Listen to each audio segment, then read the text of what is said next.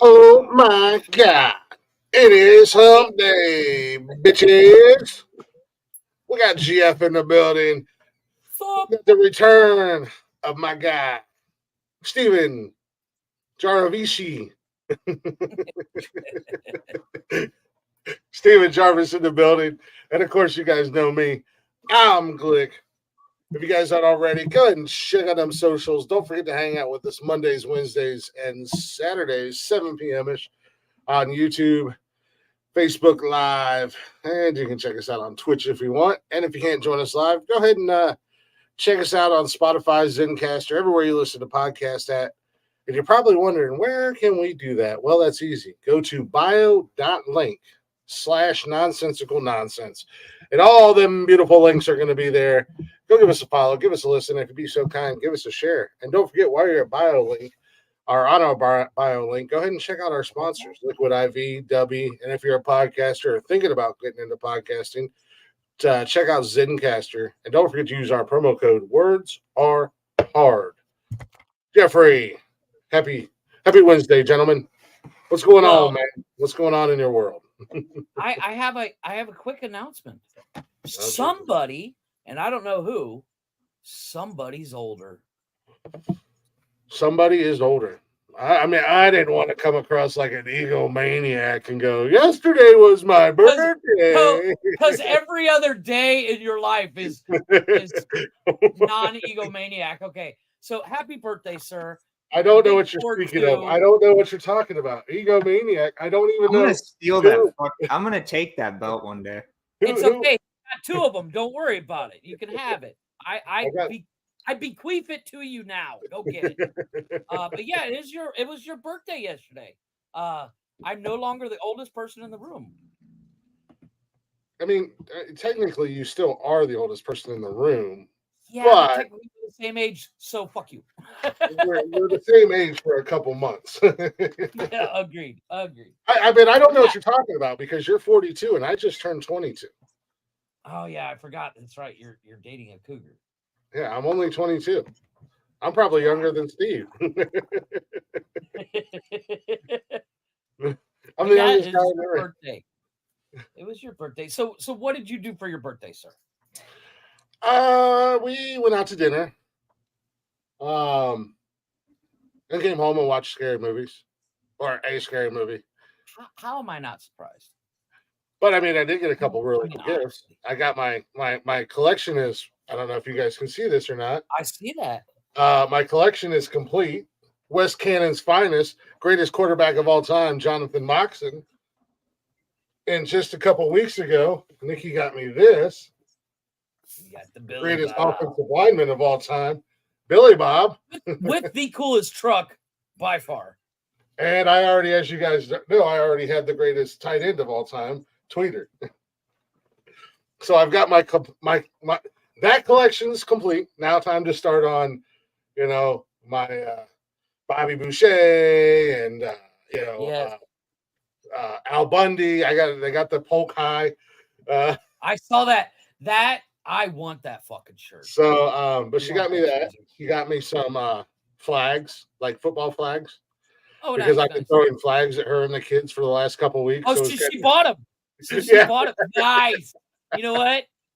That I gotta say, that's wife goals right there. More approval in my book every day. Right, it's wife goals because most women, if I would have started throwing imaginary flags on them for doing dumb shit or like goofy shit or like we do this thing where we mush each other in the face just for we're just on our shit. We're like moosh. You don't moosh each other hard. You literally just go moosh.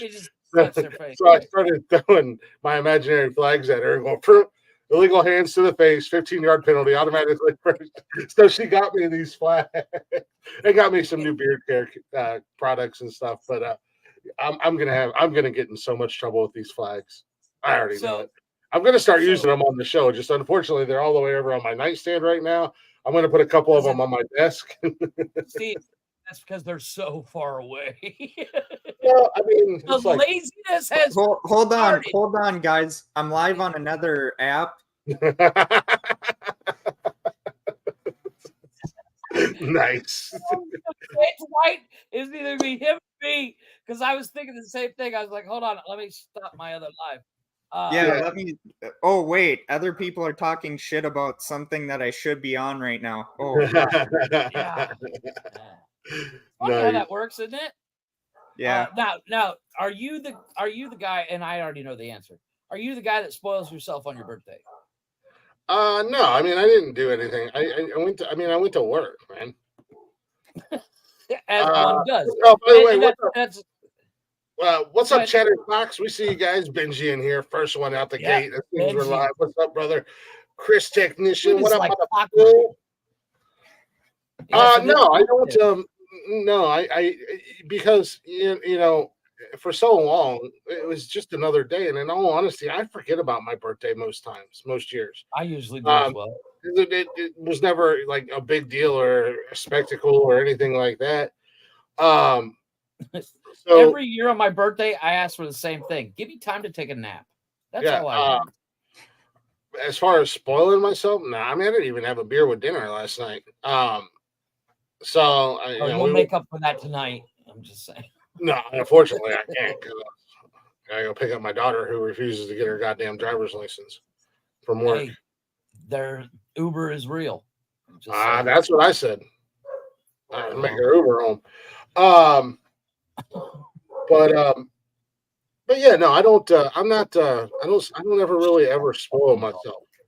You know, like last year, I bought that belt, and that was probably the biggest thing I bought myself, and I don't know how long. Well, considering the cost of that belt, that's like your next 2 birthdays and Christmas right there. Well, I mean that cost of that belt doesn't compare to. Bitch, are you serious right now? She's got to go out, doesn't she? No, she's just sitting here, laying here on the floor, just making all kinds of fucking noise. Oh shit. Yeah, that belt don't compare to nothing on the. Mine are actually the same thing. Yeah, the belt. Mine are actually doing the same thing. I just sent Kevin out. I said, shut the fucking dogs. Yeah. The next belt I'm going to buy is almost twice as much as what this one was. Oh yeah, you're getting that other one. That I understandably, knowing you, I get it. But so I don't know if you see this or not, Steven. Yeah, please go explain. Because NFL partnered up, and they have. I can't see it. I can't see myself doing it. So they made NFL championship or NFL WWE style championship belts for 31 of the 32 NFL teams. They didn't do Jacksonville for obvious reasons, but they've got. I wonder why that would be. Yeah, I can't figure out why they would. Believe it or not, when he told me this, I was like, "Why?" Yeah, well, you're not a no clue. You're not a football or a wrestling guy, so why would you know? Exactly. On the subject of wrestling, who in their right mind would have put money on Edge not joining AEW? Yeah, that was a given. That was so fucking. Because I couldn't pick Edge out of a lineup. Let's be honest.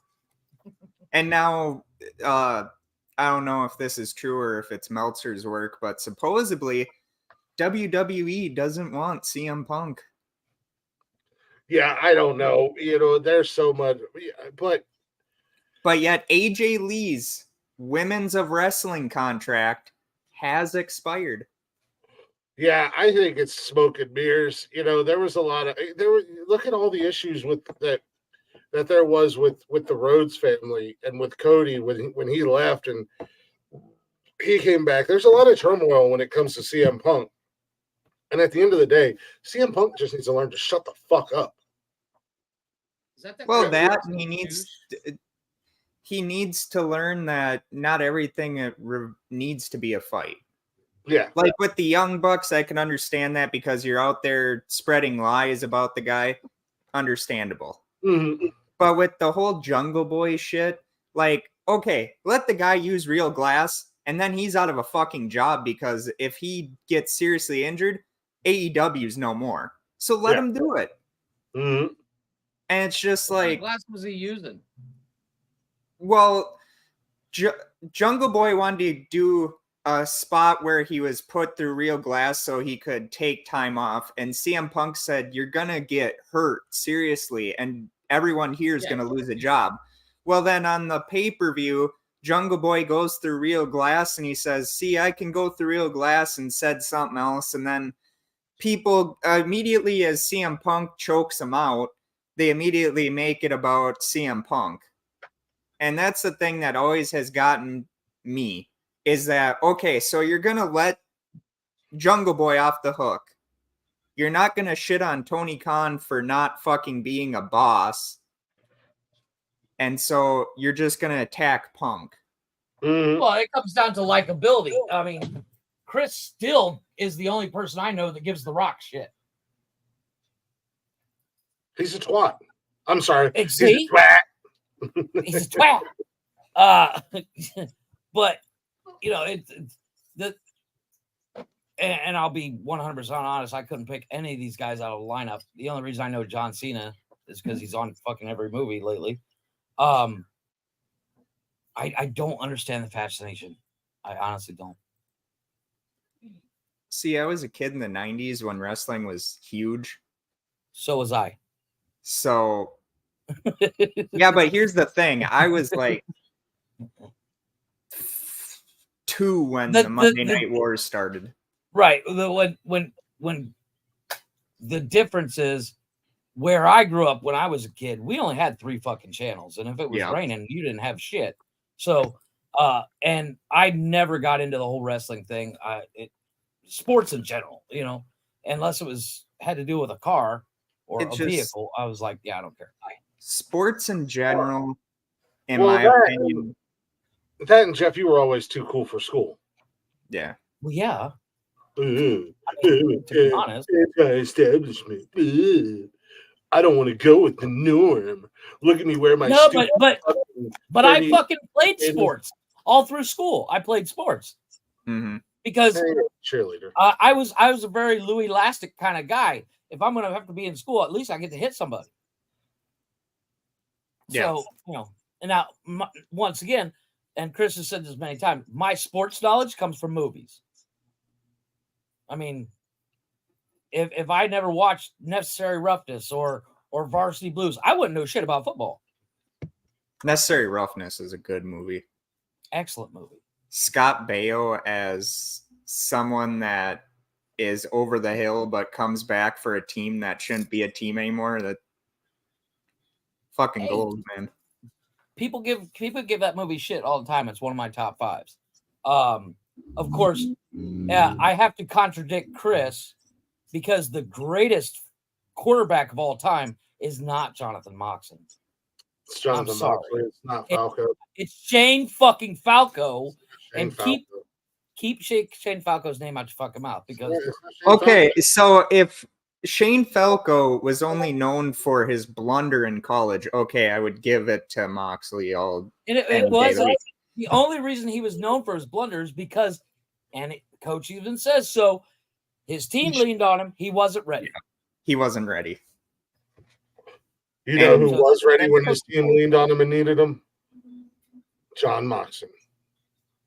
Only because the greatest quarterback Moxon ever played was because the only reason Moxon ever played was because Paul Walker's character got hurt.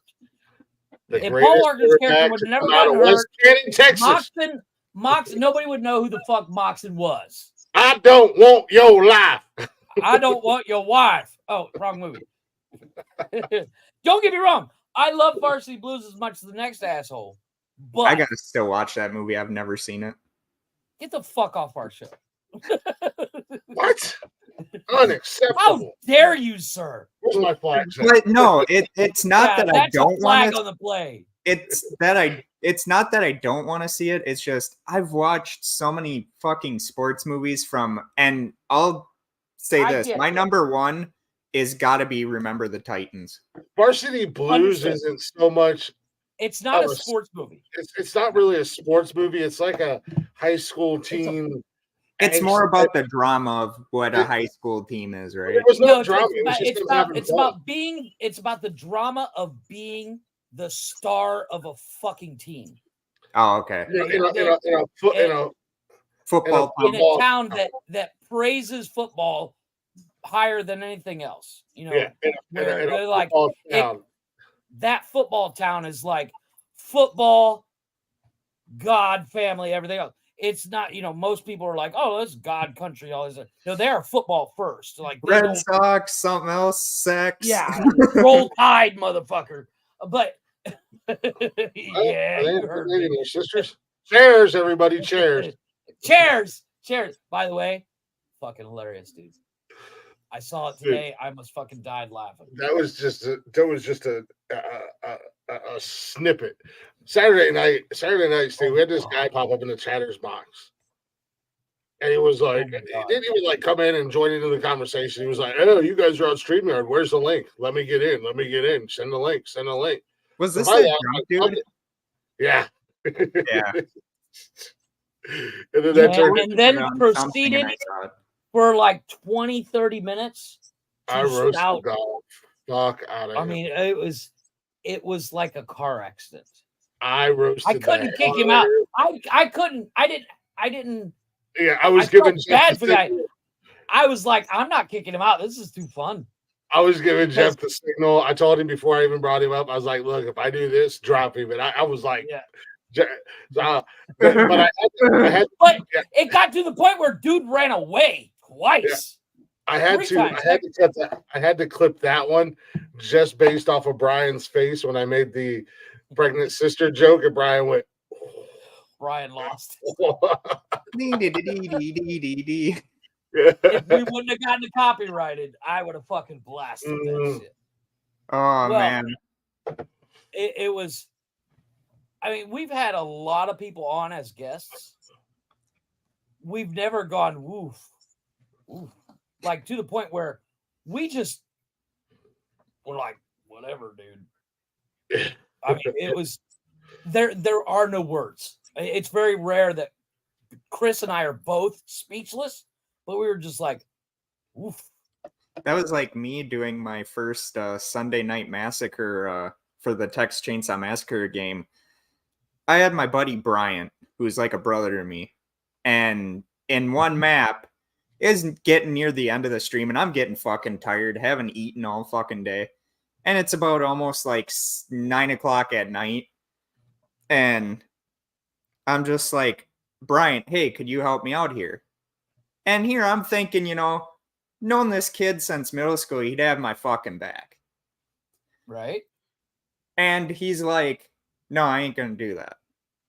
And I'm like, dude, all you have to do is make enough noise to lure them away from me. I pop this lock and I can get you out of here.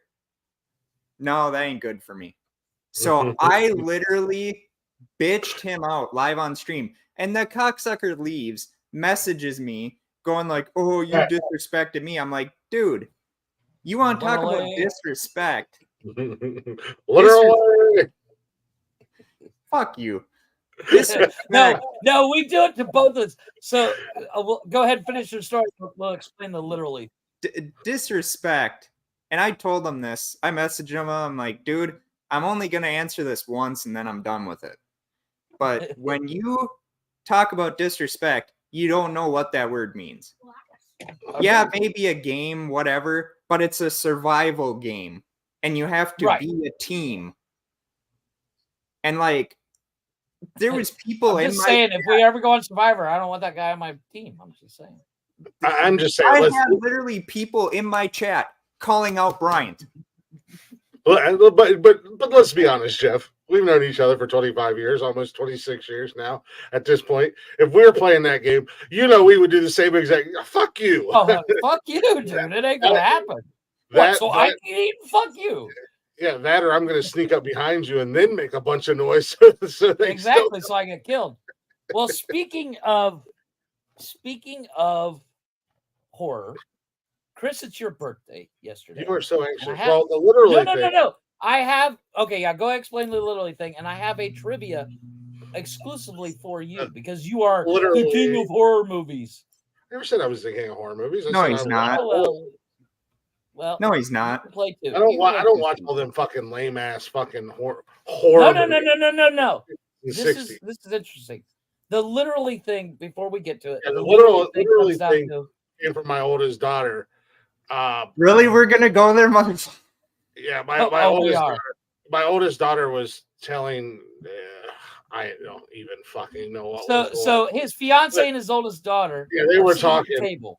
And she would be like, so literally today, literally every other word was literally. And then she came And back of course, here. we fucking heard it. Yeah, she came back here and started. So we started making fun of her. And I mean, Jeff, So where's now- that? We've only been talking about it for 5 minutes now, and you haven't posted. There it is. Literally. Oh, I've been posting it the whole time. Literally.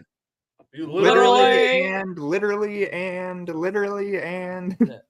But I have a 9-second clip here, Chris, and then you two get to decide the order. Okay, so bear with me. Here we go. I want you to guess the top 10 horror icons based on their kill count. So who has had the most kills? Oh shit! You don't have to give me a specific. Just try to guess who's in that.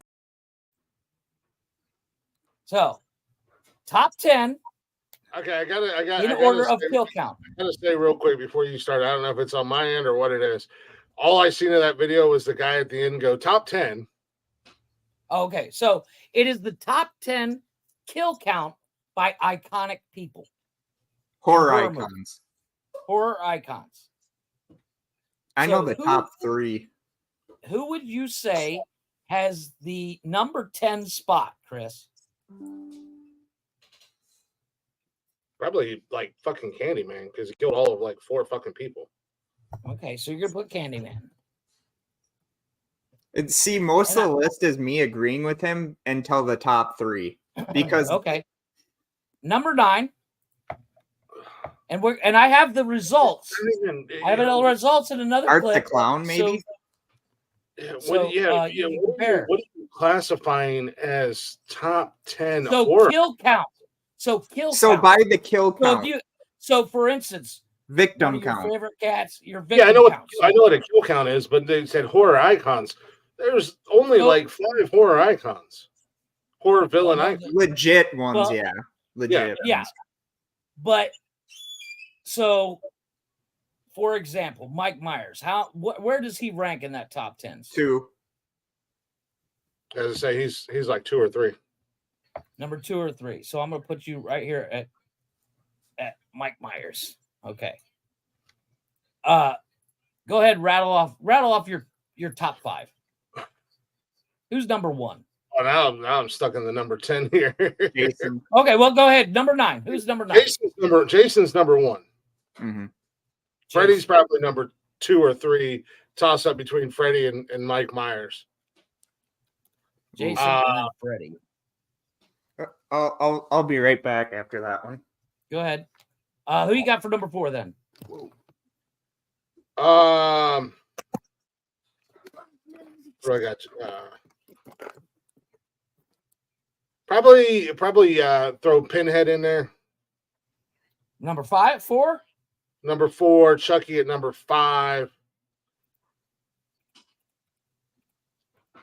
Okay.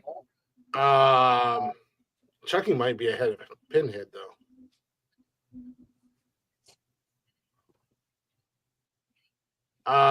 Pennywise, if he's on the list, maybe 7, 8. Okay. So 7 is it. God, Listen, 6, 8, and 9.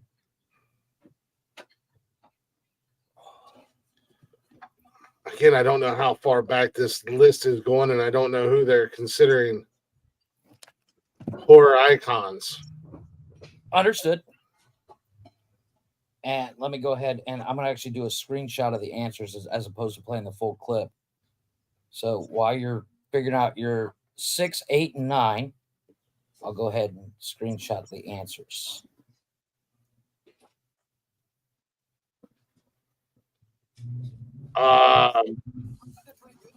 One of them is Pinhead. Send that to myself.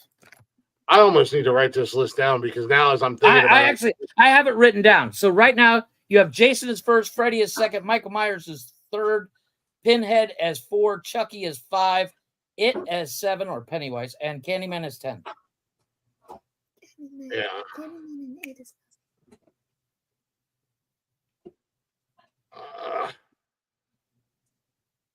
You suck.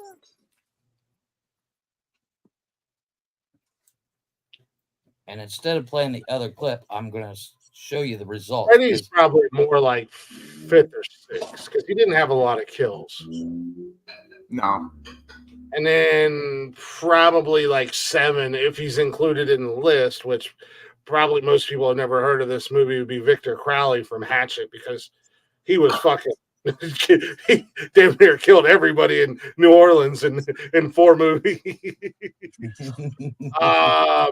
I know there's gonna be something weird in there, like the Invisible Man or fucking Hannibal Lecter at like 5 or 4 or 5, something like that. I don't know. Let me just run it down 1 through 10. I'm gonna say I'm gonna change my number 1 answer to Pinhead. Okay. Ooh. Ouch. I'm gonna go Pinhead, Jason, Mike.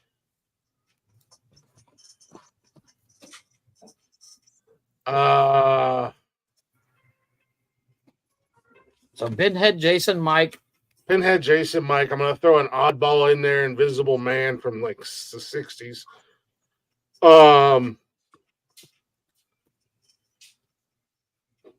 Chucky For 5, yep. Freddy at 6. Freddy at 6. Victor Crowley at 7. Who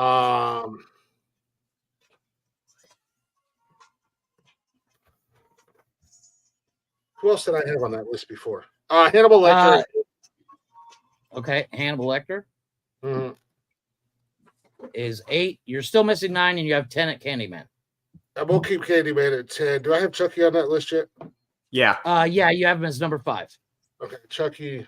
No, Chucky should not be 5. He's not in there. Victor Crowley 5. Freddy 6. Chucky 7. And I need 1 more, right? Yeah.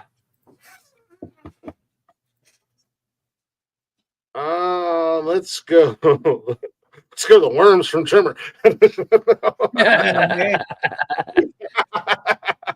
Again, I don't know what they're basing it. I mean, are they basing it off of slasher films? Are they basing it off of? I think they just said horror icons, and I can play the whole clip when we're done. But I have a video of the Dracula.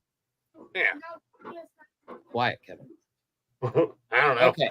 There's about 20 Dracula movies, but he never really actually killed anybody. I mean, well, he killed a lot of people, but. So here are the actual answers. So number 1 is Pinhead. Number 2 is Michael Myers. Voorhees is 3. Chucky is 4. Invisible Man is 5. Jigsaw 6. Victor Crowley 7. Who I was trying Freddy to think. Krueger. Angela Baker. I don't know who that is. Oh, that's Sleepaway Camp. Sleepaway Camp, yeah. Yeah. So let's go ahead and up. I said Leprechaun originally too, didn't I? And I took him off. You did. So Candyman didn't. let me go ahead. He really had a low kill count. He did. Well, actually, in the second clip, and I'll play that here in a second. I took Leprechaun out. I didn't even think about the chick from Sleepaway Camp because she fucking. So they actually give some numbers in this, and it's loading because it takes a little bit longer. But they give some numbers here. But I thought, so based on your answers. And it's up for debate as far as Michael Myers and Voorhees goes, but that debate's been going on for years as who has more kills. Voorhees. Well, yeah, it's Voorhees, but it's a debate that's been going on for years. That's why in Halloween Kills they gave Michael such a high kill count because they wanted Michael to take it. Bump him up there. They're only like a couple kills short of each other. Well, now Friday the 13th's coming back. That's right. Yeah. 8/24 with Chris, Yeah, there's one Here's memories or something. here's the second half of that clip. Okay, go where ahead. They man. actually give some numbers. 10. Michael Myers. Yes, Michael Myers is number 2 at 170 kills throughout the Halloween franchise. Damn, I did not know that. That it was that high? Yeah, I didn't think it was that high. Freddy Krueger. Freddy Krueger's number 8 on the list at 60 plus for the Nightmare franchise. Leatherface. No, not on the top No. 10 actually. Friday the 13th. Jason. Jason Voorhees, number 3 on the list at 163 kills throughout that But franchise. Ghostface. Does that count though? running That's around. multiple people. Ghostface does count, but Ghostface. But I know a lot of people I always see what you're have to saying. give it That's a good point, but those are great Ghostface did movies, not yeah. make the top 10. Maybe he'll creak in there once the 7th movie comes out. Hellraiser. Yeah, Pinhead, Yeah, Pinhead. That's what I meant. number 1. Really? Number 1 with at least 246, maybe up to 321. There was like one scene where killed a lot of people, so that really upped his body count. Yeah. But yeah, Pinhead number 1. All right. he's fucking- Not Candyman. No, not Candyman. No. Close. Is there like monsters Not on there on the too? list. Think some dolls. Oh, Annabelle? No. No. Chucky. Chucky is actually on the list at number 4. Actually creeped up on the list because of the TV show that recently come out. But yeah, he's at 100 plus throughout the Child's Play franchise, with including the TV show. Oh, now. I didn't even think. Damn. More to Saw. Yeah. Yeah, Jigsaw. Yeah. Yes. I was Number thinking 6, 86 kills throughout the Saw franchise. I know Saw X came out as well, so Jigsaw might move up in the near future, but as of now, yeah, number 6. All right. So who do I got so far? Do I have 1 through 6? You're missing 4. I can't see you really getting these though. Yeah, I don't see myself getting them Yeah. either. I'll give you one more guess. Predator. No. Alien. No. No. Jaws. The shark. Oh, that's a good guess, but no. All right. Yeah, I give up. All right, so you're missing number 5, which was Invisible Man. Oh yeah, I wouldn't have got that. Yeah, at 100 plus, mainly from the train crash from the movie in the 30s that racked up his kill count to over 100 there. Number 7, Victor Crowley from the Hatchet franchise at 64, which, little fun fact there, he actually played Jason in the later movies in the Friday the 13th franchise as well. Harry Potter Kinda cool. plays 9, Victor Angela Crowley. Baker from the Hatchet. Sleepaway Camp franchise at 55, and 10, Leprechaun from the Leprechaun franchise at 50 plus as well. I would have gotten none Yeah. of those. Yep. I wasn't exact, but I pretty much nailed that list. Twisted Fairy, so- my middle daughter loves Chucky, and she So wants. you had wants- Pinhead as number 1. You had that correct. You had let's see, number 2. You had Jason, so that was, you were wrong there. Mike Myers, you had his number 3, so you're really close. Invisible Man, he was So what 5. was You it? had him at 4. It was Myers at 2, Voorhees 3. Freddy yeah, was you had 3. you had Mike Myers as 3, but he is actually number 2. Yeah. You Yeah, had like, Jason that's- is number 2. So where many years. Jason is actually 3. So you were technically right. You just had them reversed for 2 and 3. Invisible Man, you put as 4. He's actually number 5. Victor Crowley, you had as number 5. He is actually number 7. Freddy, you had as number 6. He is actually 8. Chucky, you had as number 7. He's actually number 4. Yeah, and Hannibal I wasn't on the counting list. Sure. And then, of course, Dracula didn't have it, and Candyman was also not on the list. Yeah, but I had Leprechaun on there, and I took him off. Right. And I had Jigsaw, and I took him off. Not thinking Exactly. when I tried to redo it because I was thinking. But yeah, so occasionally things like this pop up, and this is the first one that I've seen pop up where I was like, ooh, this would be a good question for Chris because he knows them fucking movies inside and out. I couldn't even name all the 10 guys. Well, and I wasn't even counting the with Chucky, I wasn't counting the television you didn't series. count the TV show because I didn't even know he had a TV show. I'm thinking movies, and there's no way that Ghostface would be anywhere near that. No. Near There's this too many because people. even after 7 movies, I think I was most gonna kills say- they had in a single movie was like 7 kills.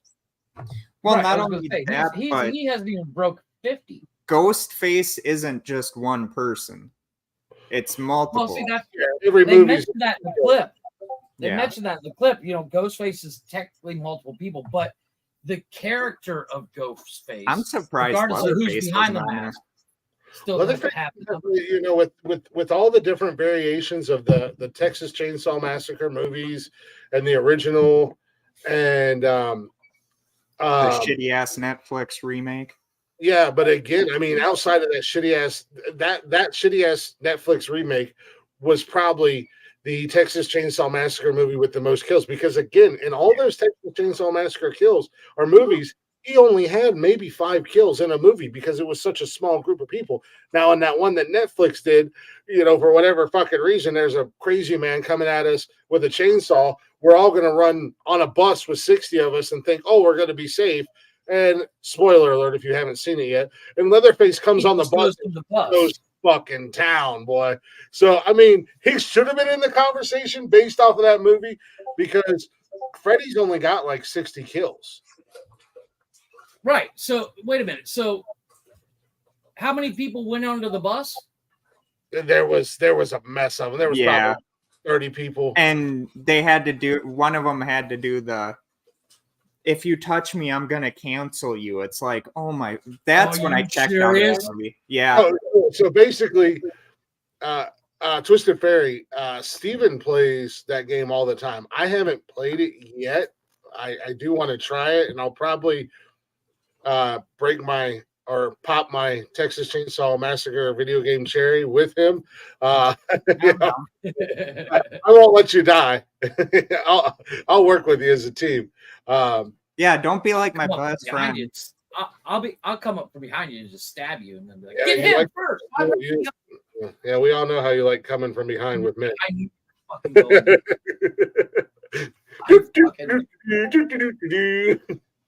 Hello, is that Airplane Dweller? Twitch, he said it. I didn't say it. Didn't laugh about it. Just took it was what it was. It's a joke, not a dick. Don't take it so hard.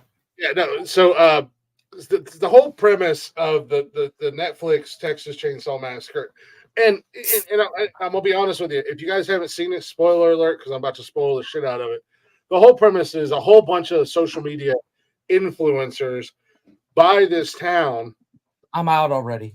And it's like it's a quote unquote ghost town or whatever. And they all go there. Well, the one house there is Leatherface's house. It's his family's house. And they essentially kill his mom. Accidentally, whatever, on purpose. Which, here comes Leatherface. Now, not only am I a raging cannibal, but now you killed my mom. Now I'm pissed. So, I mean, literally on that bus, there was probably 20 or 30 of these influencers, and it was shooting fish in a barrel, man, because once he got on the bus, that's a cakewalk.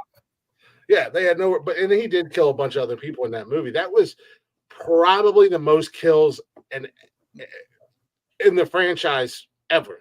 They probably had more kills in that movie alone than all the films combined. Yeah. Oh, really? Okay, wow. Yeah, he didn't, because it was one of those. It was shitty writing. No. It was just one of those movies. It was to capitalize off of what Halloween did in 2018. Yeah, because they even bring back Sally Hardesty, who gets fucking obliterated by Leatherface, and it's like, yeah, it's stupid. It's just one of those things where, you know, the revival of the horror franchise movies, the slasher films, or whatever you want to call them, with the success of Halloween, and even with the success of the remakes, and these have been 15, 14 years ago at this point now, when they redid Nightmare on Elm Street, and when they redid Friday the 13th, and actually even before Supernatural, Jared Padalecki was in the remake of Friday the 13th. Mm-hmm.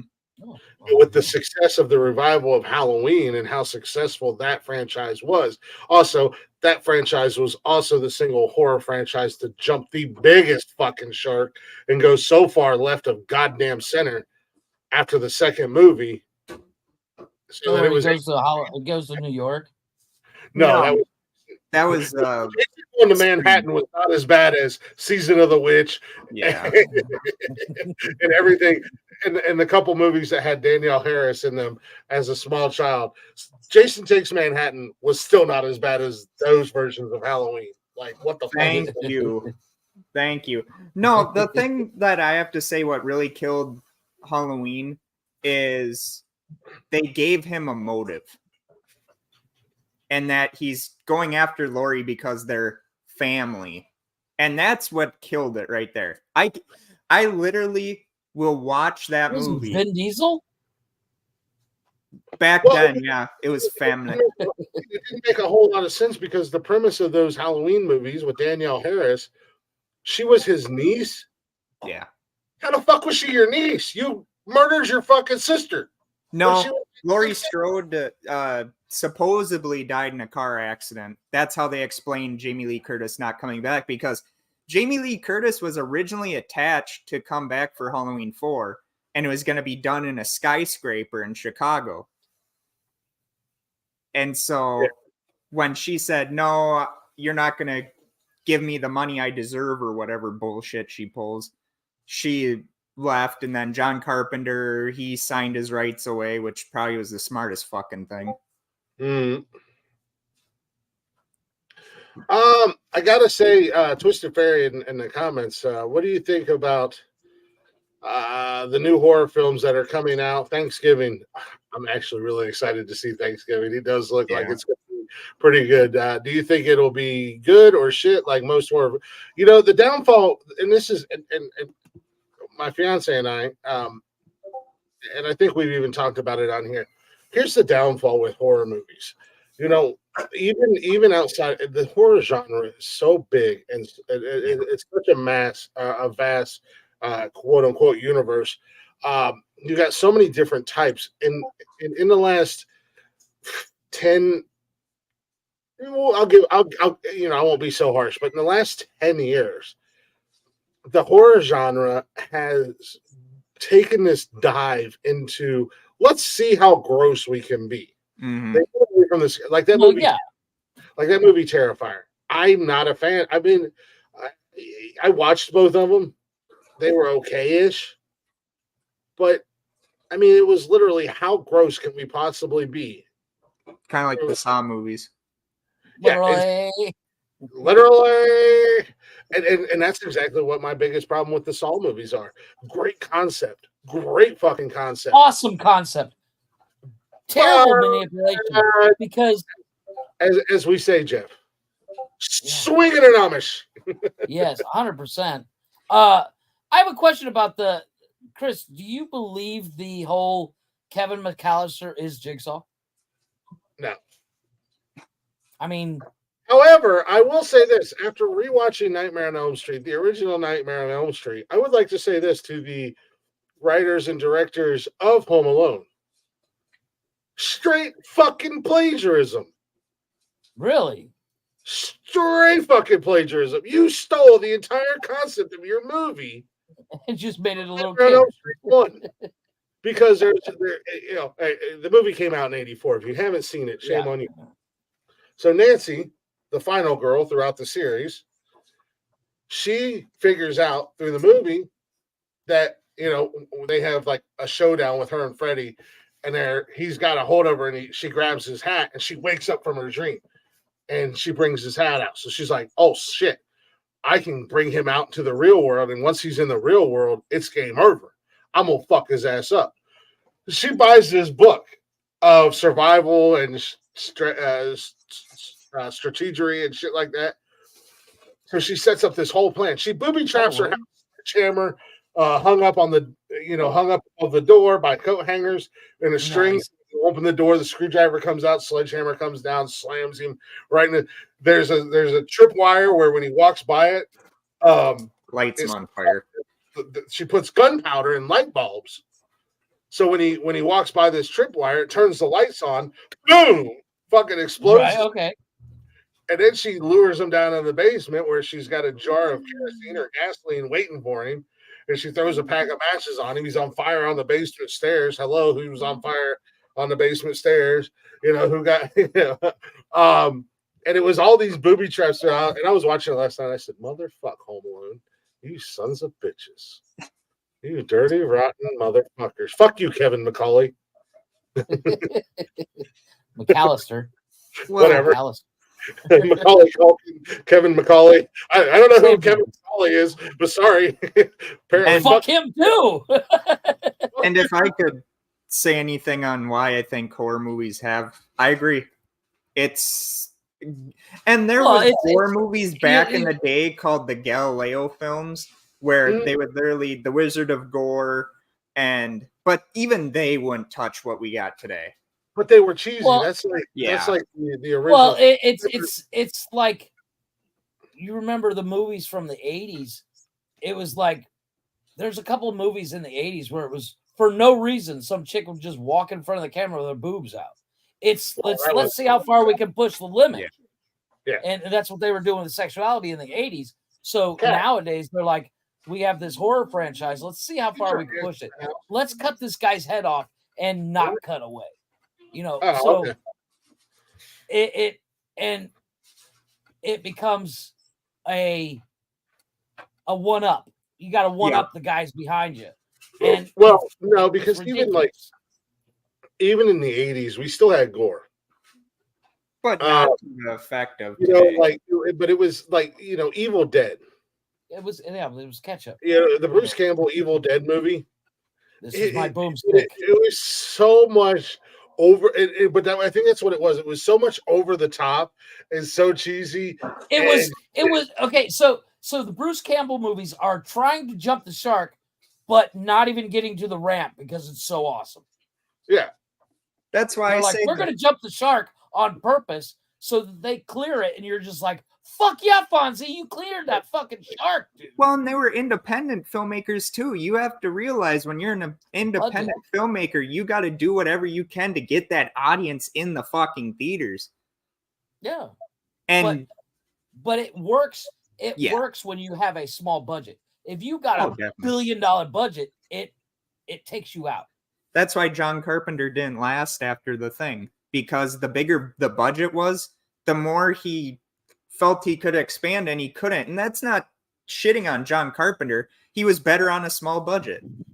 Well, yeah. well, I mean, it's knowing your audience, knowing your genre. And yeah, and not to mention, Evil Dead had probably single-handedly one of the greatest, dare say, horror icon, if not the best, FX guys ever, and Sam Raimi with that movie. I mean, the guy is an absolute legend. But I mean, like, I mentioned that movie Terrifier earlier. There's a scene in Terrifier where he hangs a chick up. She's naked. I mean, full on naked. You see everything. Nice. Yeah, and he has like a Wait, what's the name of it? like a Terrifier. like a handsaw or something, and he starts at her fucking her vagina and just saws her in half, and they show the whole thing. Like, we're like, why? There's no point. Yeah, I get the concept of let's take it to the next level, but does you really have to be fully on nude? Yeah. Twisted Fairy asked if we've seen the new Saw movie. I haven't seen a Saw movie since the second one. I will, however, say there is a small part of the Saw universe. Chris Rock, Danny Glover did a movie called Spiral, which is in that Saw universe. I've only seen bits and pieces of it, and from what I've seen of it, I think I've really seen fucking that. Yeah, that one is actually pretty good. good. I'm not the horror guy. I don't watch horror movies. This is just the tip of the iceberg, Twisted Fairy. We literally talk. That's Steven. We literally talk about anything and everything. Now, Nothing this is planned the out. reason why we're doing horror tonight is because yesterday was Chris's birthday, and he's the horror guy. On my birthday, we'll talk about cars. Well, here's the thing. If I ever come on the show more than random guest appearances, I'll be the horror king because there is horror movies that he will not know What? that I do because I watch all that old shit. Like, That's a bold statement. Well, No. I wouldn't say that there's going to be horror movies that I don't know. There's going to be horror movies that I know them. I just don't. I don't. You may not know their name, but you'd be like, "Oh yeah, I've seen that movie." I don't watch movies from like the 60s and before. I mean, like, I've seen Psycho and stuff like that. I'm not watching fucking 1930s goddamn Invisible Man. You might. No, I would be willing to guarantee you because By the way, boring as shit. I am the king of B movies. I love B movies. I love I a good can B probably movie. rattle off out of my list movies that you're like, what? Gone 60 Seconds, Vanishing Point, Dirty Mary, Crazy Larry. Fuck. You said 160 seconds? Gone 60 The original. Seconds. Yeah, The yeah. Original. 1970, 70, it was 73, wasn't it? 73, 74, yeah. But Yeah, we 73, do find 74. to answer your question, we do find ourselves sometimes in a TV and movie rabbit hole. The good thing about Jeff is a comedy guy and a chick flick guy. I'm action. Rom-com. I'm action and horror I love guy. good action. Steven We is all like the comic book movies. all of the comic book movies. Steven is They're a little apparently overdone. Steven is apparently a Shucks, 90-year-old man trapped in a 25-year-old's body with the Jesus. He's gonna 30, critique- motherfucker, 30. He's gonna critique Gone with the Wind next. Jesus Christ. So we do, but No, outside of that, we talk everything and anything, sports, just real life shit, just bullshit in general. That's all we do. That's what the channel's about. Just guys. Thank you, by the way. My favorite, I have to go B movies, independent movies even. I mean, you had to realize those people, if it didn't work out, they weren't getting another job. If Halloween doesn't work out, John Carpenter's career is over because what he wanted his name above the thing saying John Carpenter's Halloween. Mm-hmm. And if that would have never worked out, never would have heard of Jamie Lee Curtis. Donald Pleasant's career would have tanked. I mean, everyone's career was hinging on that one movie. Jeff's a big fantasy guy too. He likes the Harry Potters and Lord of the Rings. I love, I don't like Lord of the Rings. Why do you insist on saying I like? I fucking hate Lord of the Rings. Well, Jeff, that's why I hate it. I like Game of Thrones. I like you don't like how Harry your people Potter. were represented. And I love me some Star Wars. Are you okay with how your people were represented in Willy Wonka and Wizard of Oz? Yeah, I'm still upset about those. Jeff's our resident midget. I mean, little person. I don't know. What am I supposed to call you now? Peter Dinklage.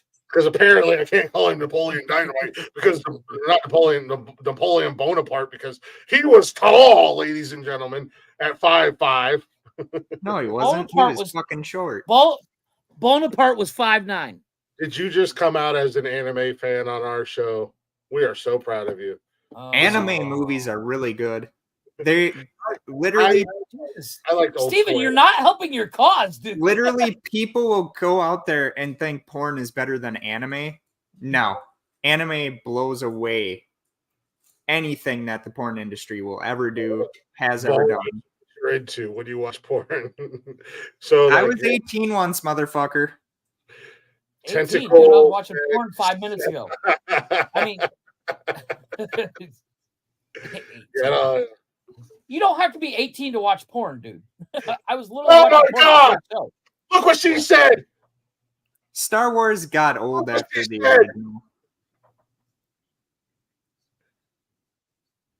The prequel series and the continuous series, I don't think we needed. Do not invoke that name. I swear to God. Fuck. Yeah, she got a gold star, Jeffrey. Jar Jar Binks need to be shot. The greatest Star Wars character of all time, hands down. Jar Jar motherfucking Binks. Darth Maul. Bet. Darth Maul was a badass. And then it was Kylo Ren with the 3 lightsaber deal. That thing is dope. And he could detach the fucking thing and suck it, Jeff. My people are out there. You know, I think they told me and Jeff one time there is a new hunting season. It's called Jar Jar Binks season. And Elmer Fudd ain't getting involved with it. Better watch out. I don't need a license for that. Jar Jar's got the Jesus Christ. greatest hide and seek champions of all time. The Sasquatch is on his side. We will protect Jar Jar at all costs. Jar Jar will probably annoy us to death, Jeff, to where we literally probably just say, you know what, it's not worth it. Yeah. Oh my God. I can't with Jar Jar Binks. I just Jar Jar Like Binks- even Qui-Gon Jinn wanted to fucking kill him. yeah. If you get somebody as patient as Qui-Gon going, dude, you're a bit much. Even Obi-Wan wanted to fucking kill him. Yeah, I used to watch like old school anime when I was in high school. Not like a huge fan, but there was a couple series, couple movies I really liked. I can't fucking remember them now. Dragon Ball Z is still the shit. I never watched Dragon. I like the original. What is Oh it? my Death God, Note? dude, Death Note. I did enjoy it. Death Note was one, and then what is the other one? Beast Wars. That was another good one. Matcha or something like that. So no. Beast Wars was an American cartoon before the fucking Japanese or Chinese ruined it. Just like Yeah, I did. Steven, what were you saying about Dragon Ball? The best series. Nerd. You're a fucking nerd. Nerd. You're a fucking nerd. And no one likes you. No one likes you. Yeah. I love that Yeah. movie. I do too.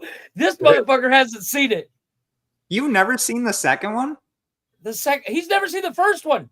The first one, what? The second one, what? Hot Tub Hot Time Tub Machine. Time Machine. Yeah, no, I'm good. Dude, I will watch John Cusack read a book. I couldn't tell He you. doesn't have to read it out loud. He can sit there and read a fucking book. I'm in. Twisted Fairy. I do have to say Pokemon, the very first, when they first did it, was the best. Once they started branching off and the stories didn't make sense, it just like with the Power Rangers shit. It was a great concept that Japan had, and then once we got it, we pretty much had to Americanize it there. Well, it's the same thing they did to our American cartoons when they got a hold of G.I. Oh. Joe and Transformers and shit like that. I still cried when I watched the first Transformers movie. The only saving grace about Darth Maul, because he was a giant twat, I could take that guy, was the actor who played him, because the actor who played him is fucking badass, and he was Nightcrawler in the X-Men movies. He is literally the John Wick of our time. Even more than John Keanu. Wick. Keanu Reeves is John Wick. That is a documentary, sir. That is not a movie. I hate to tell you this, but there was a John Wick before John Wick. Start. And it was Darth Maul.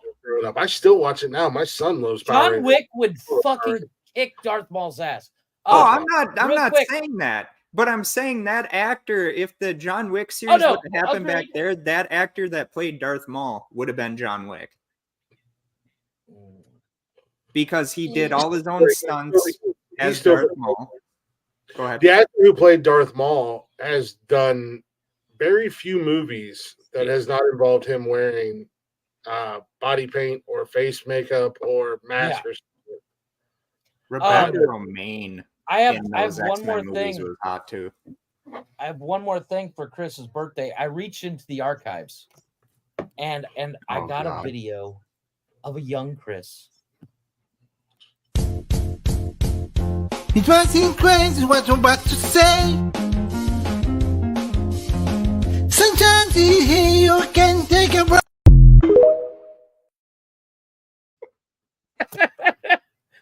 Yeah, little young Chris riding his bike. That's when I was just learning how to ride a bicycle. I actually saw that today and I was like, crying. oh my God, it's young Chris. My son still watches Power Rangers. All he does is watch fucking YouTube, but now he's into this wrestling kick, so he watches a bunch of wrestling now. So, but he still watches them. So you're reclaiming him? I'll tell you what, when Netflix did that, brought back the OG characters, man, we could not wait for it to come out. Day one, we was watching it. And I was so pissed at what they did to Masters of the Universe. Like Kevin Smith, I can give him a pass, But at the same time, Netflix, what the fuck were you doing? Uh, What next? You're gonna bring out Flash Gordon and fuck that for everyone else too? That show is fucked up on its own. You don't need to fuck it up anymore. Agreed. I mean, they tried to make a Star Wars movie without it being Star Wars. Oh, okay. I have a question for you, Steven. You seem Go, to be go, Power Ranger. what's that Mighty stupid show Morphin you're watching? Power Ranger. What? What stupid show you were watching today? The One Piece. Yeah, what's up with One Piece? I don't get it. I've never seen it. Oh, trust me, there's a lot. No, Let me tell you, no. it's an amazing. Dude, all day long Listen. on TikTok. like Reddit and shit. That's all people are talking about. Is like fucking One Piece. What the Yeah, fuck? it's a big anime show that they put into a live action. Benji, what's up, brother? Kevin To Smith. answer You know Benji, what? Jeff and I love Kevin Smith, but he I is love me some Kevin so fucking woke these days. Oh my came god! back from his heart attack, from almost Yeah, dying, it's like he was like, "Nope, I can't do the." No, movies no, I'm that made sorry. me famous." The heart attack was not the problem. His daughter made him go vegan, and he lost all the weight, dropped all the sugar, and he's become a Look at woke. fucking the way Jay Muse looks, and I love Jay and Silent Bob, but Jay Muse looks like a fucking woman, and that's what drugs Yeah, but do to he's you. a- Well, Yeah. I mean, Well, he's I mean, literally right there with Steven Mick Tyler, Jagger. he looks like I mean, yeah. everybody's grandma now. Steven Tyler and Jay Muse, they're father and son. Let's be honest. Steven Tyler and Bon Jovi didn't even realize they transitioned, and they transitioned into women as they got older. And I still love Steven Tyler and Bon Jovi. Don't get me wrong, man. I love Aerosmith. I love Bon Jovi. I grew up listening to that stuff, and every time it comes on the radio, I'm still jamming out. But Jesus Christ. I guess Bon Jovi's a handsome woman, but Steven Tyler literally looks like everybody's. You guys are gonna talk about fucking them too? Look at fucking Mick Jagger, and that guy's still getting laid. Mick Jagger's 375 years old and has done every drug on the planet at least Mick five. Jagger died in 1986. He just forgot to lay down. Mick Jagger died after him and David Bowie did Dancing in the Streets. It's just nobody told Mick Jagger that he was dead. Yeah, forgot to tell Jagger. This is my channel. I mean, it's a podcast channel, but I guess you could say it's my channel. But in all No, reality, Eric, I just Hollywood is what killed movies for me, really. agreed. I mean, No, with the agenda that they're pushing out is you don't need to go woke. Dude, You don't need to make a shitty movie to pander to one side of the fucking fence. agreed. We talked about this Monday. Yeah. And sorry, ladies, if you're listening and you hear this, and I don't mean any offense by it, but Hollywood has ran out of ideas, so they're just remaking movies. You don't have to fucking remake a goddamn movie with an all-female cast because all it does is ruin it. However, Monday night. Say the name. However, Monday night we did cast the perfect all-female cast of Expendables 5 and 6. Ooh. So Tell me go my back- girl Gina's in there. What's My that? girl Gina in there? My girl Gina in there? You know she was like the first fucking person I said. Agreed. That's one badass bitch. I will let that woman punch me in the face just so I can say she touched The one me. from Deadpool? Yeah, Gina Yeah, Carano. Gina Carano. She is unsexy bitch. And I'll say it to her She's face just another so she can one punch me. Try to step back to that- everybody, so Yeah. appreciate the follow. We Benji was in here for it. Yeah, we had fun Monday, man. We got real serious, real political, Ooh, which is not my forte. I was gonna say, where the fuck was I? Yeah, we got, but not like just, it was opinion based, like Right. um Like all our show. yeah, but and then we started talking about Hollywood making all these goddamn remakes or making all female cast movies and just their dog shit. And then somehow that turned into us creating the perfect, might even be better than the original 3 so far expendable movies, based on, we had like Ronda Rousey, Gina Carano, we had Michelle Rodriguez. I mean, just badass chick after badass chick. And then just for shits and grins, because we didn't even have a villain, we just casted all the good people. I was like, I mean, Jamie Lee Curtis is a badass. Let's make her a bad guy for once in her goddamn movie career. Do you And think because she'd I do hate it? Emma Roberts, we could put Emma Roberts in there as like her little Her minion. minion.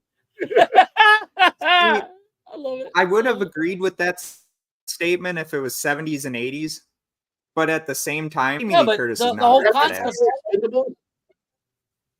Yeah, I've seen the Expendables. That's the whole concept of Expendables is the guys from the 80s Is and 90s. old guys. Well, yeah, I I mean, know, with the but exception of to say with the that exception of she's, like Statham, because the guy doesn't age.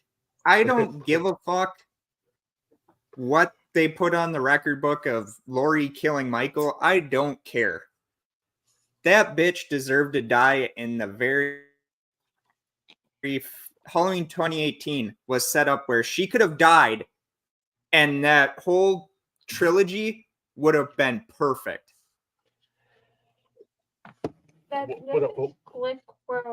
But that's the thing. What happened is that she was like, well, I'm going to be the star of the movie. I got to kill Michael in the final act. Take Well, your yeah, death I mean- with dignity. That's the only way. That's the only way to end that franchise, and that's what they were doing. They were ending No. that franchise, and you had to kill Michael Myers.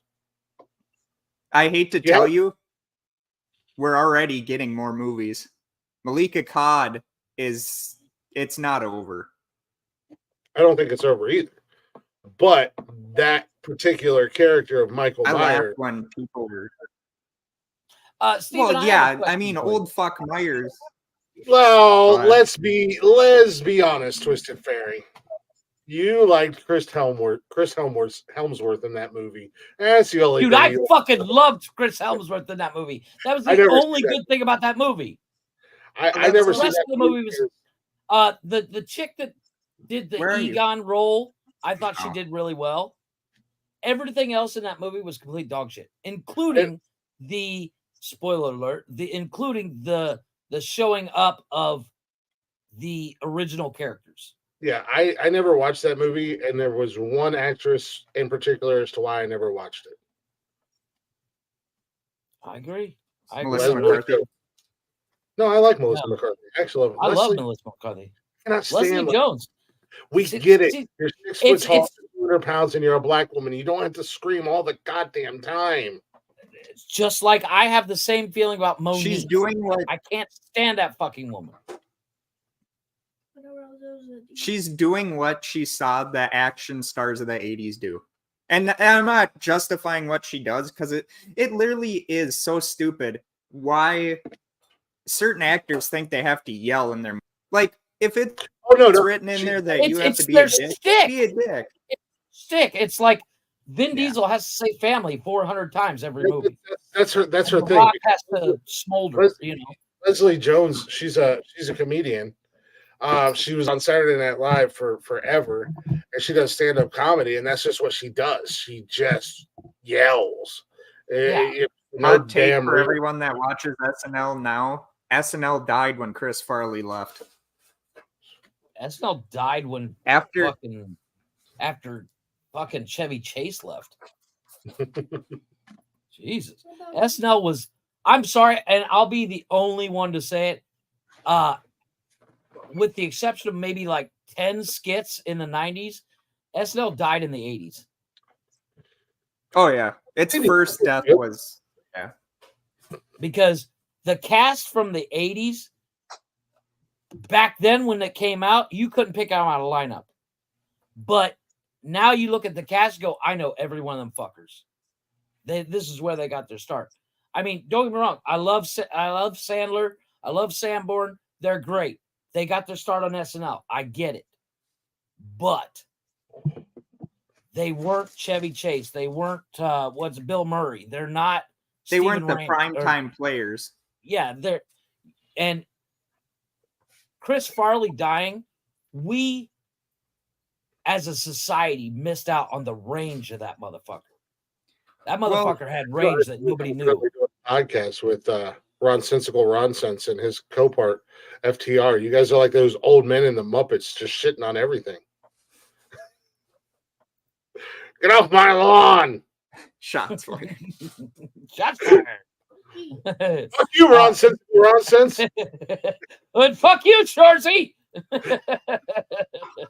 Fuck you, Triple R. Play on that. Letter Kenny is that's a god tier show. Yeah. Okay, I said this last night about Johnny Depp. Oh, your buddy says hi, Chris. Who's my buddy? Hey, Sir Pussy's in the house. Sir Pussy's What's up, in the little buddy? house. And he Sir says, Bourgeois, 'cause fuck he's you, E.T. Sir Bourgeois, because he's bougie. Sir Bourgeois. So that. Nikki's never seen like the Nightmare on Elm Streets and the Friday the 13th and the house. So Okay, so she's the original, the first ones of all of them so far, for our movie nights, right? Mm-hmm. Well, Friday the 13th, there's a very young, very skinny, very naked Kevin Bacon in the original Friday the 13th. Yeah. And then we're watching the original Nightmare on Elm Street, and Johnny Depp is in it. And all she was like, I can't. He looks so funny. And I made the comment, Johnny Depp has literally become goddamn Tim Burton character. Oh yeah, A definitely. real life Tim Burton character. I mean, I love the guy, don't get me wrong. But he is a real life Tim Burton character to me nowadays. You see him on TV, you see him, in movies and stuff like that, and it's just like, I don't know how the hell Tim did it, but Tim somehow successfully created a real life version of one of his characters. Beetlejuice. That is only the only flaw in Johnny Depp. I'm sorry. The only flaw in Johnny Depp is the fact that Tim Burton, but you love so many Tim Burton. But you love his movie. No. Hey, I'm not saying he's not a good filmmaker. I'm not saying that at all. I'm saying he's a fucking douchebag, and I will punch him in the face if I ever get to meet him. I mean, he was the only one when he was married to Helen Bonham Carter to kill her in every one of his movies. So yeah, right. That kind of makes sense. Rob Zombie doesn't even kill his own wife in his movies. Yeah, he should have. And fuck Tim Burton for that, because I love Helen Bonham Carter. I think she's gorgeous. She is gorgeous. Thank you. The only thing I have to say, Tim Burton, he had his time. I mean, Beetlejuice Agreed. 2. I can't wait for Beetlejuice 2. Dude, have you seen the trailer? Yeah. It even Keaton is kind of phoning it in. Well, look at what they did to Keaton's Batman in the Flash movie. And I haven't even seen the Flash movie, and the only reason I wanted to see it was because of Keaton's Batman coming back. And because we're still owed a third Batman movie with Keaton. The fucking Flash movie was brilliant. I loved it. Yes, Benji. I love the Flash movie. I thought it was Rob Zombie's wife. I don't know if you're talking about Rob Zombie or Tim Burton's wife. Yes, but they both are not very good actors. Jennifer Aniston was in the Leprechaun movies. Yeah. Yes, she was. Courtney Cox, before she became a plastic monster, she was in Scream. She was also in a show called Friends or something. I don't know. Never heard of it. Hey, you know, I actually saw a meme today, Chris, and you'll get this reference. If you would have told me in the 80s that Roseanne Barr would be hotter than Madonna in 2025, I'd have called you a fucking liar. But have you seen Roseanne compared to Madonna lately? Jesus Christ. Roseanne looks hot. Madonna looks like she got hit with the fucking iron. She looks like she got stung by a bunch of fucking bees. Remember that Cher movie, The Mask? Yup. Madonna looks like Cher's son. No, but have you seen Roseanne Barr lately? No, she looks good. She looks good, man. And I would have never gone like, yeah, Roseanne Barr's hot. But I mean, yeah, she was in the Bruce Springsteen video. Yeah, that's how she got hurt. That's how she got hurt. Born in the USA, right? No, it's no. It was the fucking dancing song. What the hell? She dances. What's the fucking song? Because he Dancing in the Dark. She came up dancing in the dark. Dancing in the dark. He pulls her up on stage in the video. That or I'm on Fire. One of those two. One of those. No, but She looks sexy as fucking now. Dancing in. I mean, it's the boss. If you're on stage, you have to fuck him. He's another one that needs to go away. Once he became political with his fucking shit, it's like, dude, people, you're gonna take That's people's the money no problem matter with what. fame. I'm sorry. I have a problem when it comes to famous people talking politics. Yeah, You're dancing in supposed the to sit there and act and look pretty. That's it. Shut the fuck up. Everything else. Yep. It's Holy- Like, the one band that I will listen to until the day I die. Huey You say Lewis you and the too. fucking news. Twisted I was Twisted gonna say, if Fairy you say you do, I'm gonna kill you. is that he's not her. You two wasn't as bad. I mean, granted, they had You two's fucking. They're all douches. to Who the fuck me, wears sunglasses 24 hours? my The only person that can get away with fucking wearing sunglasses is fucking what's a blind cat? What's his Jamie Foxx? Pina Colada wears Ray sunglasses Charles. all the time. Who? Ronnie Millsap wore sunglasses. Yeah, but I wear my Roy Orbison wore sunglasses. So yes, but Roy Orbison and Ronnie Millsap could kick our asses in their heyday. I think I guarantee you, we I missed could whip out. fucking Bono's ass. I guarantee this, and I'll say this until the day we die. When the traveling Woodburys or whatever they were called with Tom Petty, George Harrison, Bob Dylan, Jeff Lynne from ELO, which is Electric Light Orchestra for you people that don't know good music, and Roy Orbison. But because Roy Orbison died before they could literally do more songs, we missed out on what that band could have been. I told you, he's a 90-year-old man living in a 30-year-old's body. I'm sorry. I'm cultured. So in one of my Just because you listen to a bunch of old I music like makes, Yellow. Don't get me wrong. I like in Yellow. my makes you cultured, that makes me the most So- cultured motherfucker on the planet. in Discord, I'm part of Discord with Twitch because one of my buddies that I met at my mom's third or fourth wedding, I can't fucking remember, but he was like, "Hey, I'll get you into a gaming channel again if you could get me into podcasting." I said, "Yeah, sure." So we were talking about fucking just all the old classic shit, and Dude, one totally. person came in and's like, "What the fuck is Halloween?" And I'm like, "You uncultured motherfucker." You uncultured you swine, fucking cheat. go away. Yeah, and my wife goes like, "You uncultured swine." Hey, are you How am I fucking negative? cultured? I'm cultured cheese over here. How am I negative? I'm speaking my truth. I'm offended. Speaking of my- I am no longer going to associate myself with you, Jeffrey, because you have spoke your opinion, and it's not that of mine. Oh, Totally yeah. nonsensical nonsense. So Benji, what are we giving me a pass on, buddy? Your poster behind you. I That is hate to kind of say a this, poster. but this is the worst Teenage Mutant Ninja Turtles movie they ever made. Yes, but it's still Teenage Mutant Ninja Turtles. There's no such Yeah, thing. but Teenage Yeah. Mutant Ninja Turtles, that's the There thing. is no such thing as a bad Teenage Mutant Ninja Turtles. And It be is when careful it's what you say fucking next. woke as fuck. You know what the problem with you two is? Oh, please tell me. I'm curious. You want to know what the problem is with you two?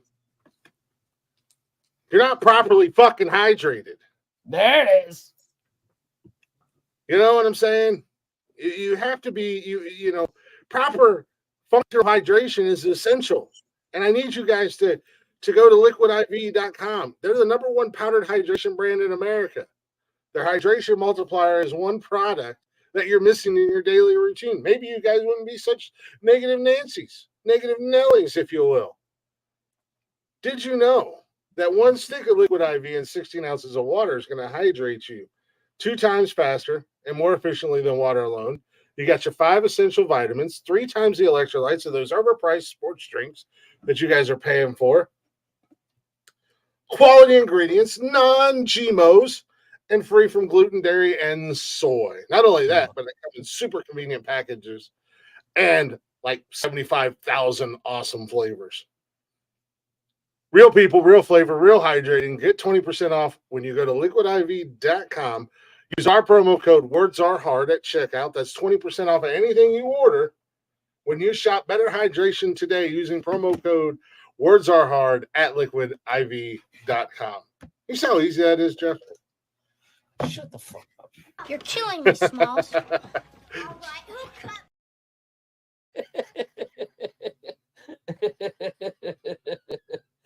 Shut the fuck up. If I wanted your opinion, I'd fart. Yeah, well, sorry, Steve. Sorry, Jeff. Didn't mean to cut you guys off. But No, Steve, no, you are welcome to Benji, eat it, like, right in the I middle will of dinner say time. this. I don't give a shit if it's a different take on Teenage Mutant Ninja Turtles. Teenage Mutant Ninja Turtles was at its peak in the 90s when they had the live action. I agree. After that, fuck it. Except for the third one. I didn't like when they did the samurai bullshit and time travel. I loved that one where they go back in time. I thought that was awesome. Yeah, I like that. It was yeah, I didn't mean to like cut you guys off and No, you're Steve, good. you're more than welcome to eat on the show. Don't worry about it. You're fine. You're not gonna get fired. But I just happened to see the clock. We gotta take a real quick break, guys. Yep. Give us just like 3-4 minutes. We're gonna be right back. I got music for you. I got some music for you, so you don't have to go anywhere. Yeah. You can stay and enjoy the music. I'm probably gonna get in trouble for this, but I get in trouble for playing Blacktop Mojo because fuck you, Mark Zuckerberg, you fucking piece of shit. And if Elon Musk doesn't kick your ass, I'm gonna kick your ass. We have permission from Matt James and Blacktop Mojo to whom it may concern to play their music. Now, these other two bands that I'm about to play, I do not have their permission, but I just really like this song, and I know if I play the original artist that we will get fucking canceled. Come on, yeah. Hardcore.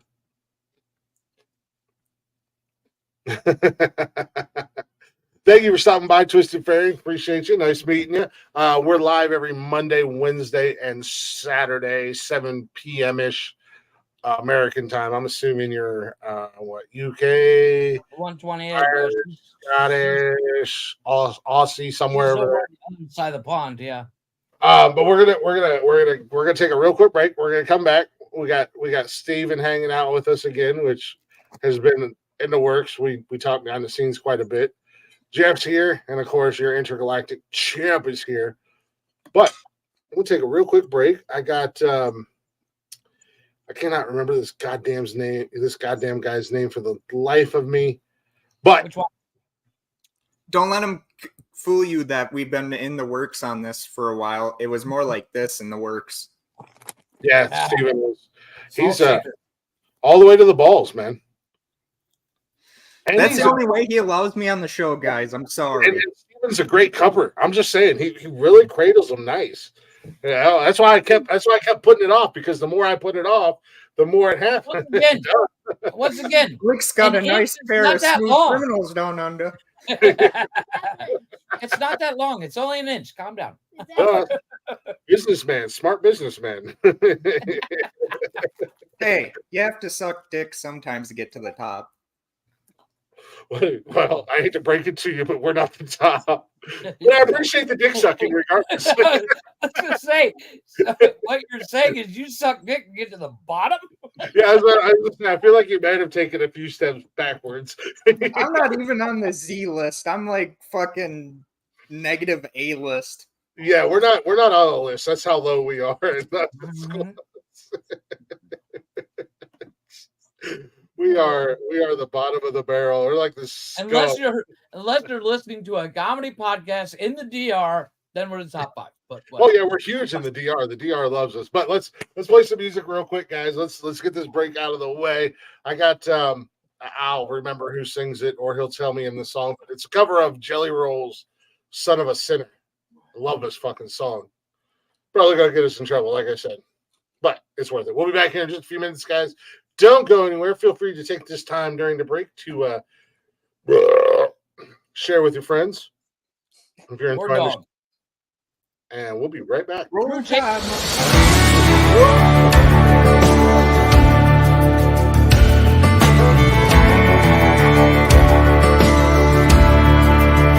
I never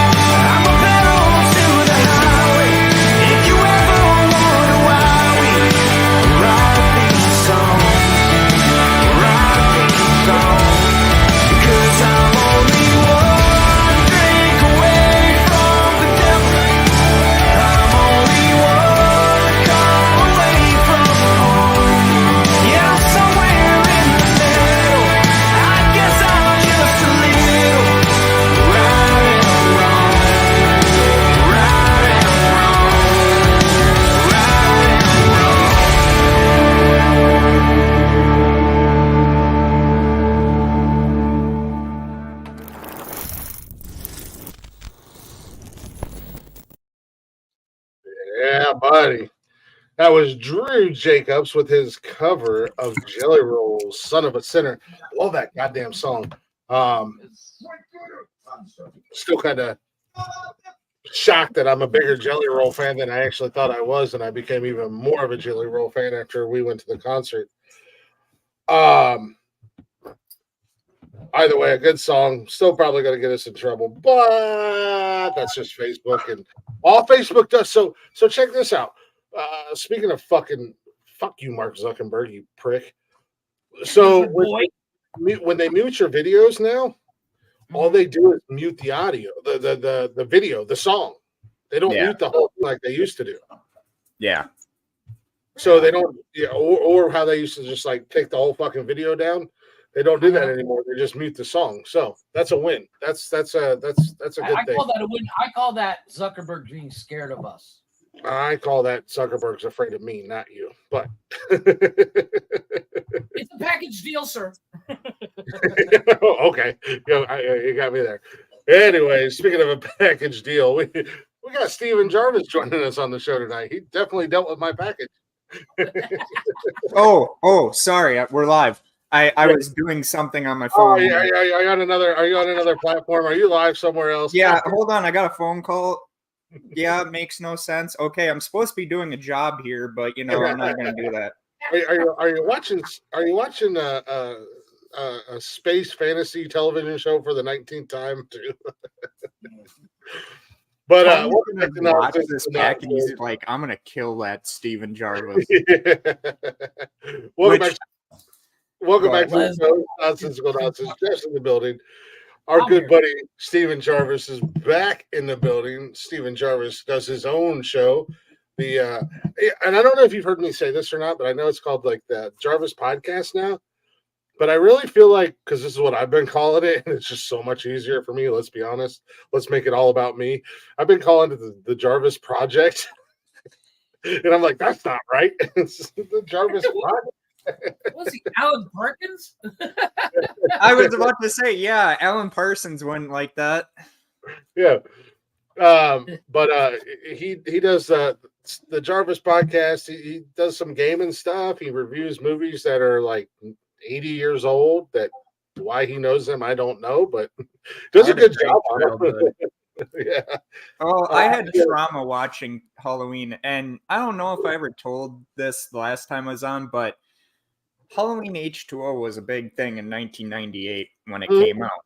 So 1999, AMC Horror Fest, what's on?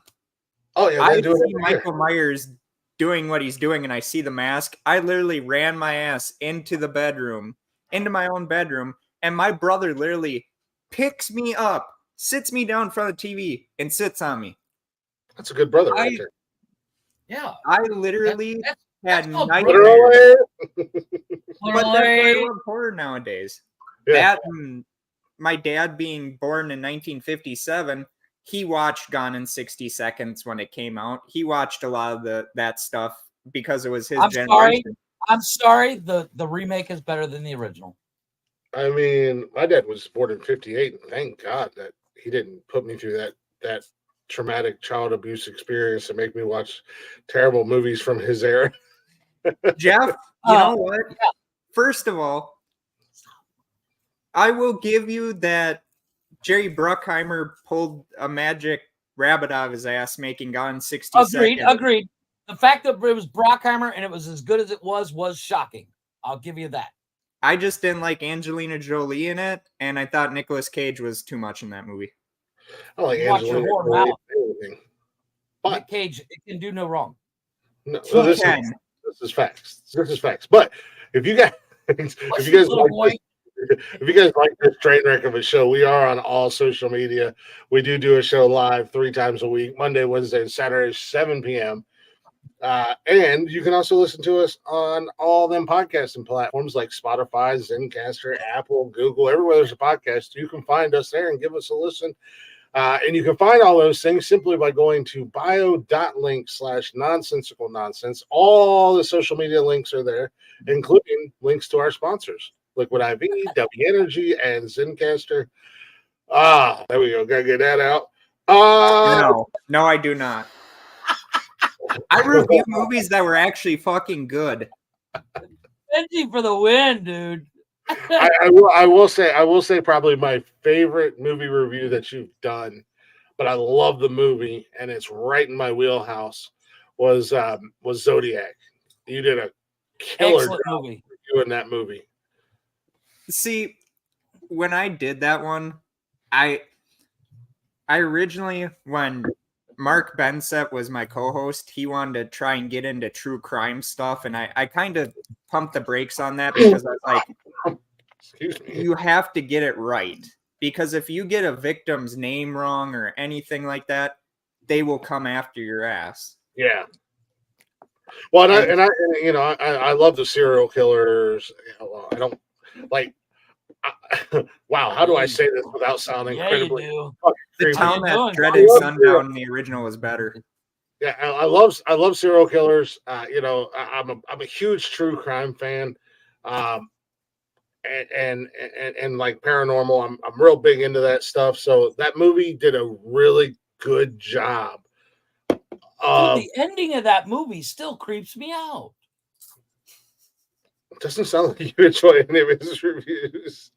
Well, that's your opinion, Benji. Anytime you'd love to come on the podcast, you're more than welcome to voice your opinion. I did get on the podcast a couple times. A couple comments back. Benji said DR does make some great cigars, and I have been craving a cigar lately. I think this weekend I'm gonna Friday night while I'm drinking a couple brewskis and posting episodes. I might go get me a good cigar from the shop. Benji, let me ask you something.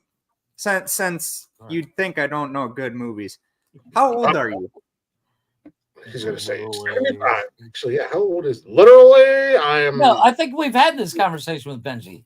I don't know if we have. He's right around the same age as Steven, if I recall correctly. What was that? What was that other movie you did?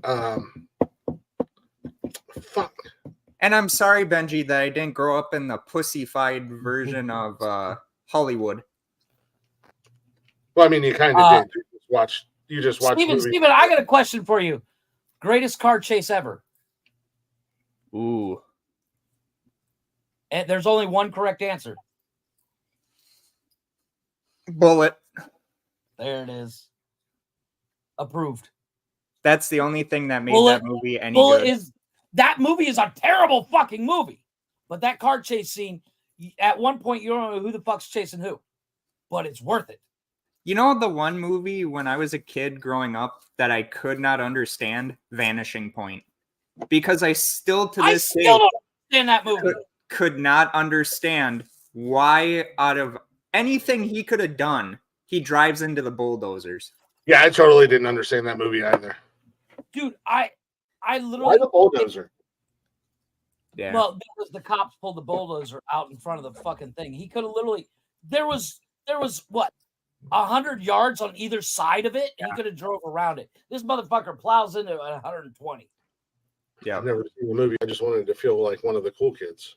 That is one of the most. Oh, you asked that question, but when I say, "Oh my God, Jax fucking Teller drives his motorcycle into a goddamn semi," woo, that was about as bad as fucking The Sopranos just fading to black with Journey playing in the background, and you're like, "Oh my God, dude." It was about Othello and William Shakespeare, and it was the whole and I know Not Othello. I know. Not Othello. It's a joke. Don't take it so hard. Yeah, and I'll butt hurt because I was like, "Oh yeah, he drove his motorcycle into a fucking semi." Great ending He to a sacrificed himself. show. Sacrificed himself For what? the good of the club. The good of what club?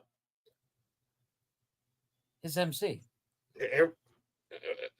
Every time I see a clip of that goddamn show or anything else, the entire fucking police department is sucking their D's.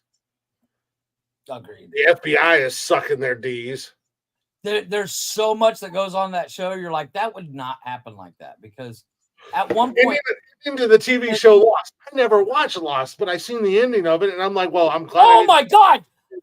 So I got in this kick not long after it finished, and somebody's like, you need to watch Lost all the way through. And I spent the 64,000 weeks watching the crap. For the And smoke the ending, I was like, "Are you fucking kidding me?" Worst by the way, ending in any I movie, miss Jarvis. any series. See you back there. Yeah, I've been my meaning- wife likes to make cameo appearances I've been, every now I've and been then. meaning to say hi to her for a hot minute. She's been back there kind of just chilling. And He's 41. Benji's 41. So, But back to your old Benji. back to the review on the Zodiac one. The funniest thing, they literally back in the 70s made a movie called The Zodiac Killer. Yeah. And it was nothing to do with what actually happened in hopes of catching the real Zodiac. agreed. Well, I mean, the Zodiac Killer, there's 3 movies about that. Yeah. You mentioned the one in this that was made to try to catch him. You mentioned Zodiac. Do you know the third? Yeah, but there's only one that's got the sexy gay cowboy in it. The third. No, The You third. can't quit me, Jeff. is- You can't quit me, Jeff. I had to think about it for 2 seconds. I was like, did he really say the sexy? Yes, I did. Yeah. Yeah. I've never even seen that movie. Yes. Stars Clint Eastwood, sir. Dirty Harry. Dirty Harry. Dirty Did Harry you- is loosely based on the Zodiac Killer. Well, yeah, Scorpio. Yeah, but do you know how many movies are out there that are somewhat, some way, same? There's God, what is the fucking I think Stallone did a movie that you could say was somewhat based off of fucking the Zodiac. Oh, Cobra? Yeah. I can't think of the actor's Cobra. name. I'm Bad sorry. guy in that I'm sorry. movie. Cobra is a terrible fucking movie. Okay, you say that I review horrible movies. Killer Clowns from Outer Space is a fucking cult classic. That is a great movie, but it is a terrible fucking movie. It let's is. be honest. It really is, but I'm sorry. I'm sorry. Greatest horror movie, scary movie of all time. Jeff's Last Saturday Night. No, Chris knows what I'm thinking. Saturday the 14th. No, Saturday the 14th. No, Maximum Overdrive, greatest horror movie of all time. Look at him. Look at him. That wasn't really horror, though. That was Shut more up. suspense. I made him cringe. Shit. Speaking of Stephen King, Yeah. the new Pet Sematary movie. Holy shit. Is it out? Is it out? Holy shit. Not yet. I don't think. Bloodline. It's a prequel. Holy fuck. It was so goddamn The good. remake to that movie was so shit, though. I never watched the remake, but this one is Pet Sematary Bloodlines. It's on Paramount. It's a prequel to the original one. It's when Judd, the old man that lives across the street, was a teenager or whatever. Okay. Holy shit, dude. It was so fucking good. Nikki and I watched it Sunday night. So fucking good. Dare I say, better than the original Pet Sematary. The one thing I loved about the original, Herman Munster was in it. Agreed. Fred. It was a bad movie though. Dude, Sometimes Fred is sometimes Fred. Sometimes dead is better. Sometimes dead is better. Yeah. I can be dead honest. I've never seen any of them. I fucking turned into pain for some reason. Sometimes dead is better. That's like my Christopher Walken. You're merely So in the dark. Barely dead is better. So one time, one of my I was born in the dark. You merely adopted it. one of my wife's friends one time, she's like, God, I hate my ass. It looks so fat. And I'm like, you learned to make the booty. I was born with one. Booty, you learned. You learned the booty. Tom Hardy was a pretty good Bane, though. I mean, that was cannot be wrong. Tom Hardy was one of those saving graces. That was a terrible fucking trilogy, by the way. If he ever became the next James Bond, I would literally watch those movies. Fuck you, Shorzy. Heath Ledger's like 4th best Joker ever. Yeah. How dare you, sir? Jack Nicholson, movie-wise, Jack Nicholson was pretty An good. actor that you guys have probably never heard of voiced Joker. Oh, Jesus By far Christ. the best Joker of all time, Mark God. Hamill. Unfortunately, the guy never did anything until he was in the Burt Kreischer movie, The Machine. But Mark Hamill. Which, by the way, have you seen it yet? Have you seen The Machine yet? No, I haven't. Jesus Christ, this motherfucker. That movie. Mark Hamill did not do anything other than play the Joker. Best Joker ever. Followed up by Jack Nicklaus, followed up by Jared Leto, and then last but not Fuck least. you with Jared Leto. I will fucking See, slit Daniel Jared Leto's Craig didn't throat. suck at playing James Bond. It's just the movies and the Movies. directors kept getting worse.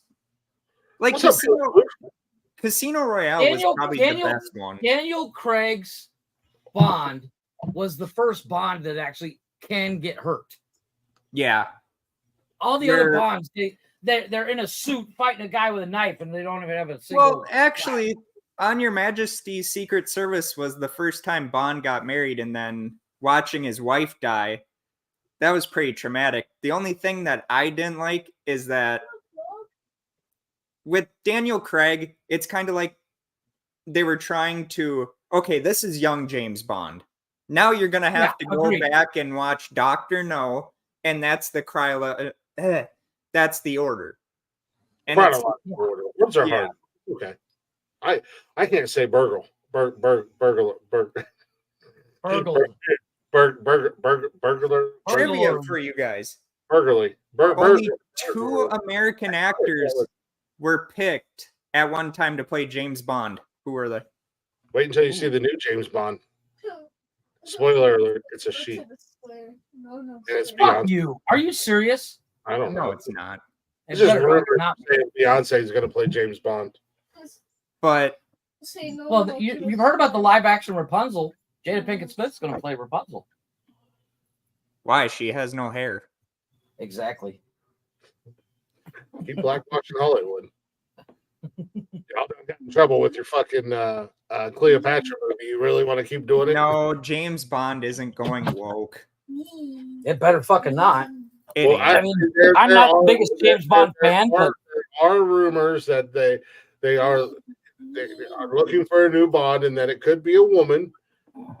She won't be 007 though, but they've also said that Idris Elba could be playing Bond, which I've never really. I wouldn't be mad at. I wouldn't I be wouldn't be mad mad at it. I wouldn't be mad at that. That Because movie that he was in with the concept of Bond is a moniker. It's like a title. 007 is the moniker. Well, no, but 007 is the code name for the moniker. That's why there's so many different James Bonds. When one of the James Bond dies, they replace him with a James Bond. They She'll be change the double last name. D. Hopefully, Nice. Okay, do you guys give up on the trivia? I do, because I do not know. Clint Eastwood and Burt Reynolds. I didn't even know what the trivia was, but I totally would have said Clint Eastwood. Burt Reynolds wanted to do it. As Clint Bond? Eastwood did it. Yeah. Clint Eastwood didn't want to do it because he felt that an American shouldn't play James Bond. Wow, we would have done it better. Clint Eastwood would have been a weird Bond. Clint Eastwood, I hate to say it, but there was some. I was watching one podcast and they're like, Careful. who would have been a good Donald Pleasance, Dr. Loomis, if Donald Pleasance doesn't be in that movie? And the person literally said, who? Clint Eastwood? And the person's like, yeah, you got it. And I'm just like, you fucking numbskulls. Clint Eastwood has one move. Punk. Do I want my martini shaken? Shaken or stirred? But see, he may have one move or one look, but that's made a lot of fucking money. Oh, yeah. Well, I wouldn't be mad if Clint Eastwood directing Bond. I wouldn't either. Burt Reynolds as Bond would be weird. Clint I'd be waiting for him to crack a joke. Yeah. Yeah. Hot take. You'd be the Roger Moore of the series. Ooh. Overrated. Low blow. Overrated. I hate to say it, but when Roger Moore, no, Roger Moore is shit as James Bond. I agree, but They Burt made Reynolds him is so way more- better than fucking Roger Moore. Timothy Dalton, Sean Connery, Dalton. Pierce Bronson. Hey, I thought Pierce did a great fucking job. No, that's what I'm saying. Not to mention he got to bang Halle Berry. So There's Right, there's Benji? 5 people better than what those movies were, and it wasn't. hell yeah. Yeah. You know who would have been a good James Bond if it would have been American? Sam Elliott. Who? Oh, 100%. I love Sam Elliott. Like Sam I told Elliott my can do no wrong. I told my wife I would go gay for Sam Elliott. Well, they will add him to the list. Burt Reynolds. Well, the bar is Kevin set really Costner, low. Sam He Elliott. went gay for this show, so Yeah.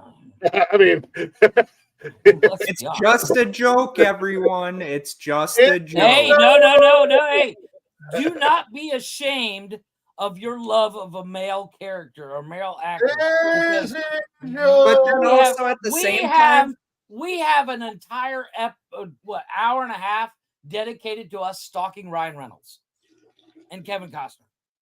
at this, I was just about to say Ryan Reynolds Hold on, would one be second. the other one. One second. I say you're pissing too darn loud, boy. It's late at night and you're pissing right in the center of the bowl like you're frying chicken in there. You gotta piss on the side, boy. Make it a stealth mission. You're causing a whole ruckus pissing like that, boy. Henry Cavill would be a good James Bond. I wouldn't be mad at that. I mean, let's be honest. As far as the Sam He got Elliott, screwed with DC. as far as Sam Elliott goes, that dude is so smooth. He could probably talk any dude out of his manties. I mean, so could Ryan Reynolds. Hey, he wouldn't have to say much. To get me out of my Yeah, exactly. He don't have to say anything. Just smolder at me, baby. Hell yeah. But see, Ghost, they want to go with the younger actors so that they can do it for longer. That's the thing that screwed over Daniel Craig was that, and they waited too long to make fucking certain movies. Well, I mean, No Time to Die was pretty good though. yeah. I have a problem with James Bond in general, just for the simple fact it's like the dude is way too smooth. Oh, Chris Pratt would be awesome as Bond. Yeah, he would. Ooh, I ain't mad at that. Once again, I'd be waiting for him to crack a joke. Hot All take. the motherfuckers that said Chris Pratt would have never been a good Mario, who's laughing now? I haven't seen it, so I don't know. I haven't seen the new Mario. I've never seen a Bond movie, nor do I want to. You're not missing much. They're not that you're great. not missing much. It's pretty much like the Halloween series. Out of all the Bond cars, and I hate the fact that I like this one, out of all the Bond cars, I want Pierce Brosnan's BMW they can drive with the little trackpad. I Oh, watched the That's fucking better cool version of shit. Bond. What? I watched Austin Powers. I feel like I've seen the better version. Agreed. No, I'm not mad at that analogy. he knew Ghost. He knew that was his kid. It honestly, if they would have said that James Bond didn't know that that was his kid, then the movie's the stupidest fucking movie ever because they literally fucking, when he asks his wife or whatever, when he gets back with her, who's the father of the kid? And she's like, I think she says something like, he's closer than you think, or it's someone you know. But did he say, who is your daddy and what does he do? No, that's Arnold. That's the Terminator. Get to the chopper. Get to the chopper. What is it? It's not a tumor. It's not a tumor. It's not a tumor. Is Arnold Schwarzenegger fucking from Boston? Who said What? that? Get the khakis and get to the chopper. It's chappy. It's chappy. Get to In the yard, chopper. in the yard. Impersonations again. Nah, look at here, see, chopper. I know. I said. You're talking to my "Get guy all chopper." wrong, see, and if you do it again, I'll stab you in the eye with a Stab you in soldering the iron. But see? Ghost, I Soldering do iron. agree. It was vague at best. But the whole premise of No Time to Die was pretty much, let's get done with this movie. We'll get rid of Daniel Craig, and we'll get a new actor. That's pretty much what they wanted. Yeah. And know, I I mean, just- granted, I've Daniel always had Craig a didn't even problem want to with do James it. Bond. I've seen some Bond porno Eh. parodies. Does that count? Boondock Saints, yeah, should get a third movie. Yes. It's Boondock actually in the works. an entire goddamn 40 movie franchise. Originally, I'd they rather were watch talking Boondock about a Saints third movie, but I It's don't written. know. It's written. Yeah, It's written. The script Yeah. is ready. I think it's coming down to timing now that Daryl Dixon is busy. But love me some Boondock Saints. You can't get mad at it. Daryl Dixon, Yeah. yeah, Norman Reedus. Daryl yeah. Norman Reedus is Daryl Dixon Norman from Walking Reedus Dead. is, I yeah, know. it's just a young version of him. I couldn't remember his name. I couldn't remember Norman's name. Daryl Dixon, boys. Yeah, look at here, see. There, see. My name's Christopher Walken, see. Next, hey, I don't like the tone of your voice. Next time you do it, I'm gonna hit you in the face with a soldering iron. Just stab you in the eye with a soldering iron. Thank you. We had this discussion. Now, Jeff tried to do a Christopher Walken impersonation one night on the show, and he sounded like a 1930s I'm sorry. gay. I'm sorry. Christopher Walken is the hardest impersonation to do. Number one. Number two. And Chris I couldn't hid imitate this- Chris Glick.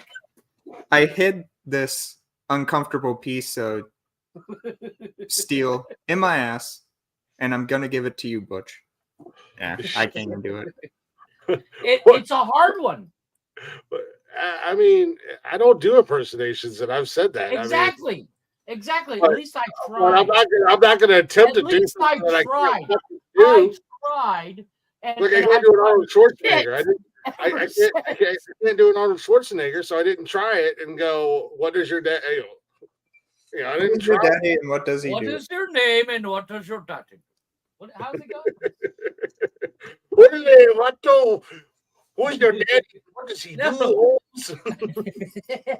Ordole.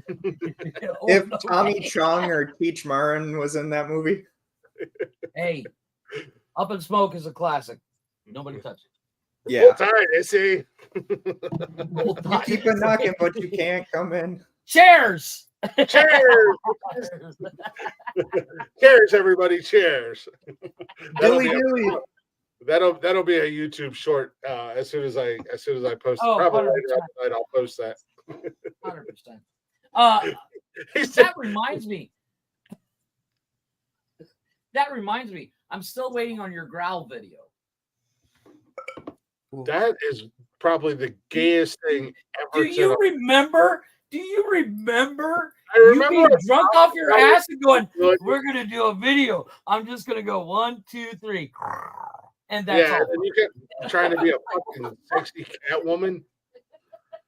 You Nobody quite understand the concept of a growl. You're like a. I literally rewatched it after we went off. All I was all I like, can say what the is fuck am I if thinking? Anne Hathaway would have had a tighter Catwoman suit, would have went down as the best Catwoman ever. Hey, there's not. You did a really good job. I thought she did great. I have no problem with Anna. Oh, she did good, but the Except for the fact character she's should have been introduced earlier. Agreed. And she Every kind of time played you it come in fun. here, Ghost Floof, you have a new nationality. Now he's African, Japanese, and Egyptian.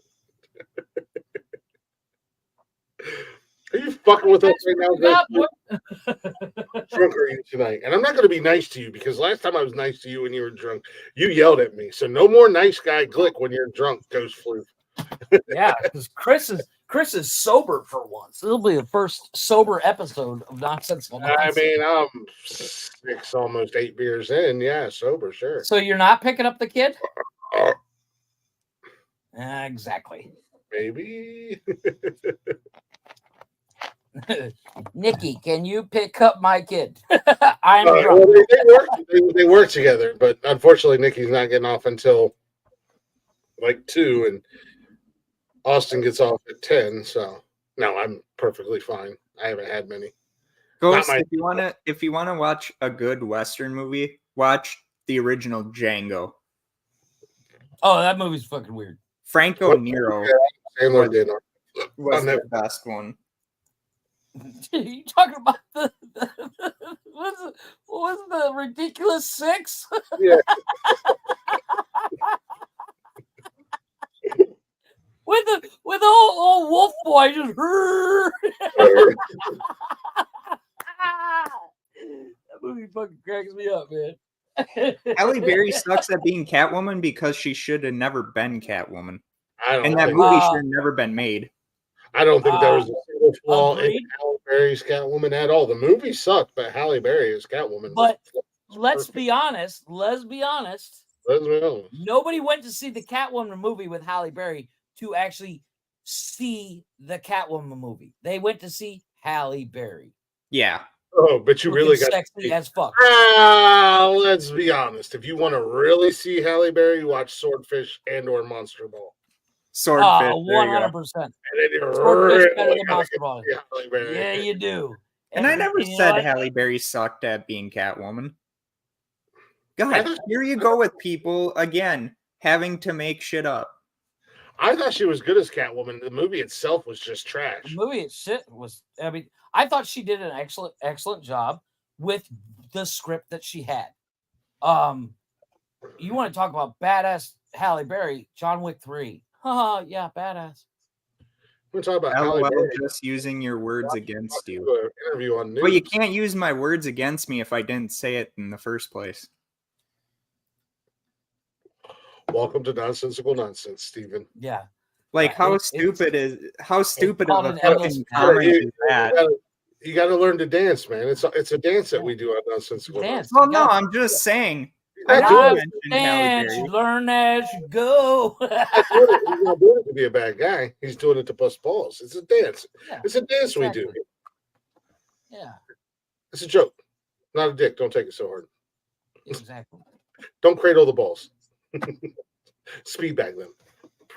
I mean, at least I didn't call Michelle Pfeiffer a good Catwoman. She was. Watch her whore mouth. Yeah, that's be careful, sir. You don't ruin our fucking childhood. That's a good way to movie. I almost bought a motorcycle because of goddamn Michelle Pfeiffer. Agreed. She said she was a cool rider. I was like 10 years old. Like, give me a motorcycle. I'm gonna be a cool rider. Bet. Don't fall off the ladder, Michelle. I'm gonna marry you. I still wish we would have gotten a third Burton movie though. A third. Oh yeah. Oh, Batman. Fuck Tim Burton. Watch your mouth, Steve. What's going on, Hogan? Long time no see. How you doing, buddy? The guy who's got 37. Marquise. I'm white. Don't judge me. Fuck Tim Burton. Those movies were so goddamn campy at the end. You are. Tim Burton didn't do that.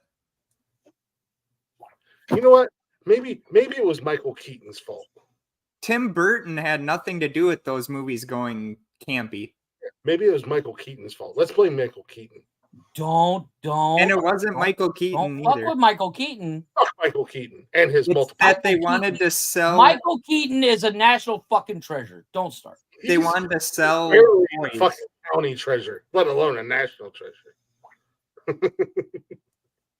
And that's why they got campier towards the end, because they wanted to sell. It was so mocker. So yeah, well, yeah. I'm just kidding, Michael Keaton. If you're watching this, I love you, and I think you're great in everything you do. Agreed. You were screwed out of Batman. If you were honey, I would buy you and kiss you on the lips. Yeah, you would. That's not the only thing you do with those lips.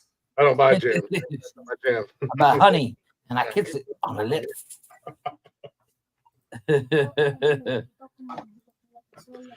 Let's talk about buttered sausage. Talk about buttered sausage, where it comes from, what it does. Why is it doing what it's doing? Get it out of my face. What about Buttered? buttered sausage? That's not your jam. It's not your thing. You don't like it? It's not my jam. I don't buy jam. I buy honey, and I kiss it on the lips. I don't really have a favorite Spider-Man. Because honestly, it was just like Batman in a way where they keep telling you Uncle Ben dies. It's like, we fucking get it. Okay. Holland did not do that. I think Holland is killing it as Spider-Man. Holland is great. I loved Andrew Garfield. I did like Garfield. Actually, I love the Gwen Stacy aspect of I don't have a problem with anything. I'm sorry. I still love Tobey Maguire dancing like a fucking idiot. I loved it. I mean, I liked all three Spider-Man. And I'm not even a Spider-Man guy.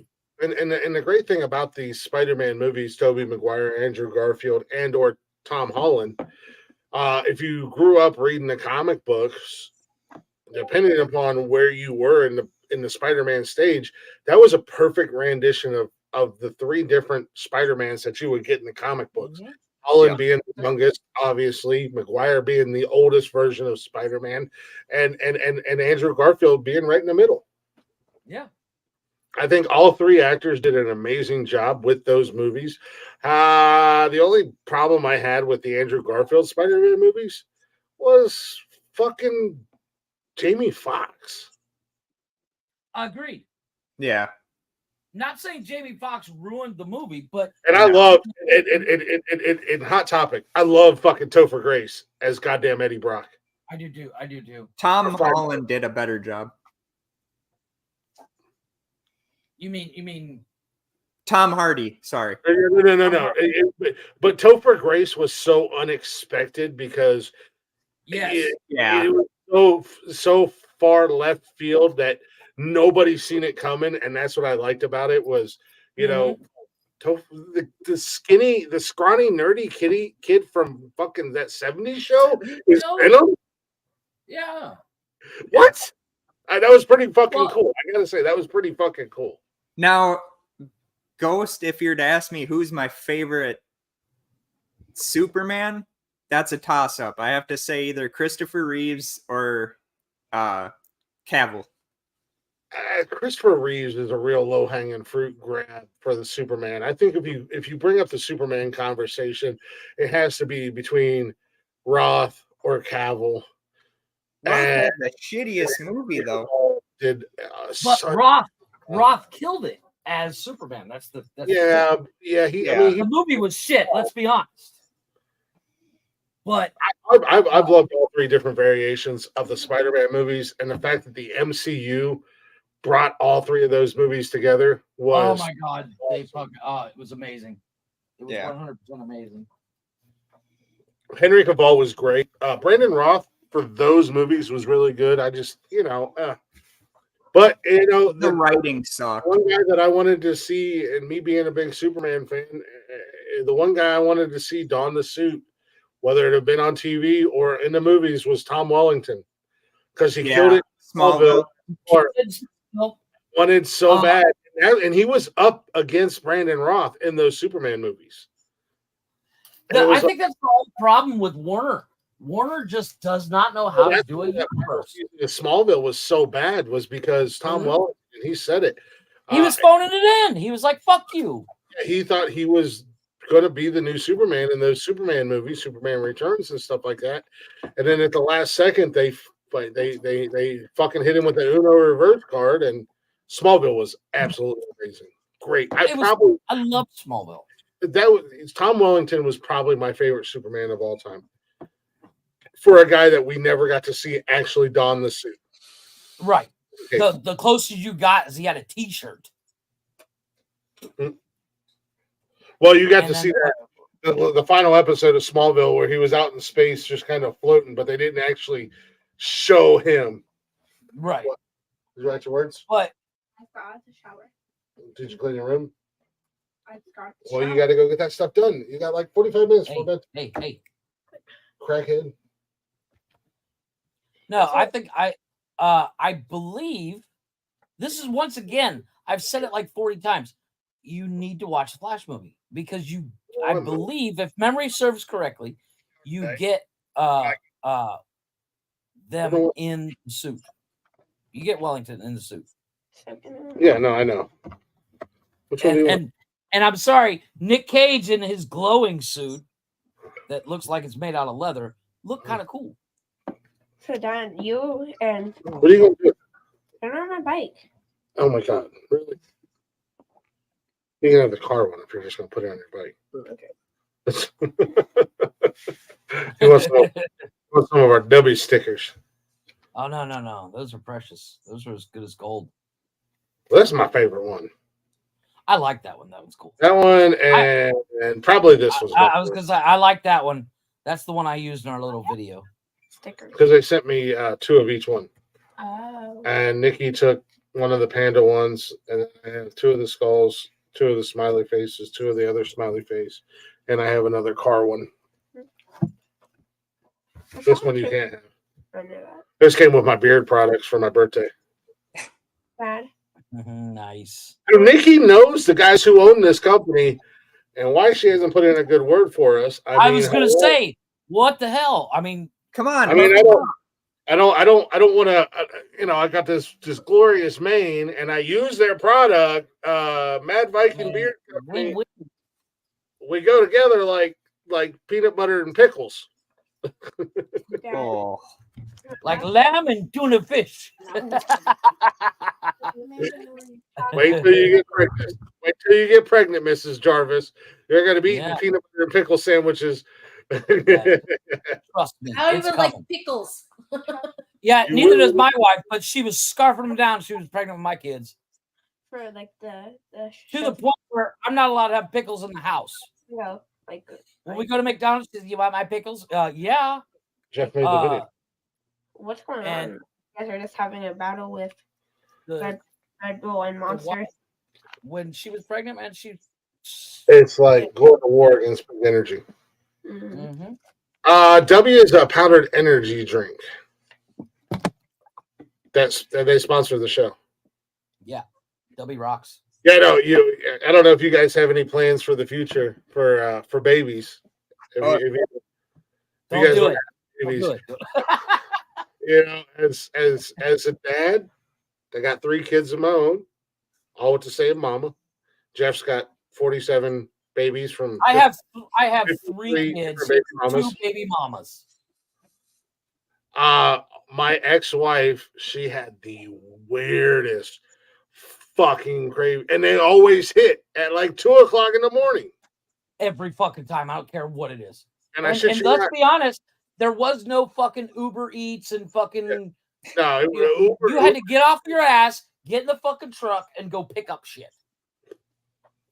Uber Eats was brand new when Cash was born, my youngest, and it wasn't that great. I shit you not, we would have a refrigerator, a freezer, and all the food completely full of food, completely full, anything you can imagine. And she would wake up 2:00 in the morning with the weirdest goddamn craving on the planet. To the point you're like, are you fucking stoned? Why would you want those? I got to get up for work in 4 hours and work 15 hours. But I want pickles and peanut butter. You're literally just going to be at home all day long. Go get your own fucking cottage cheese and pineapples with asparagus sauce. Stoners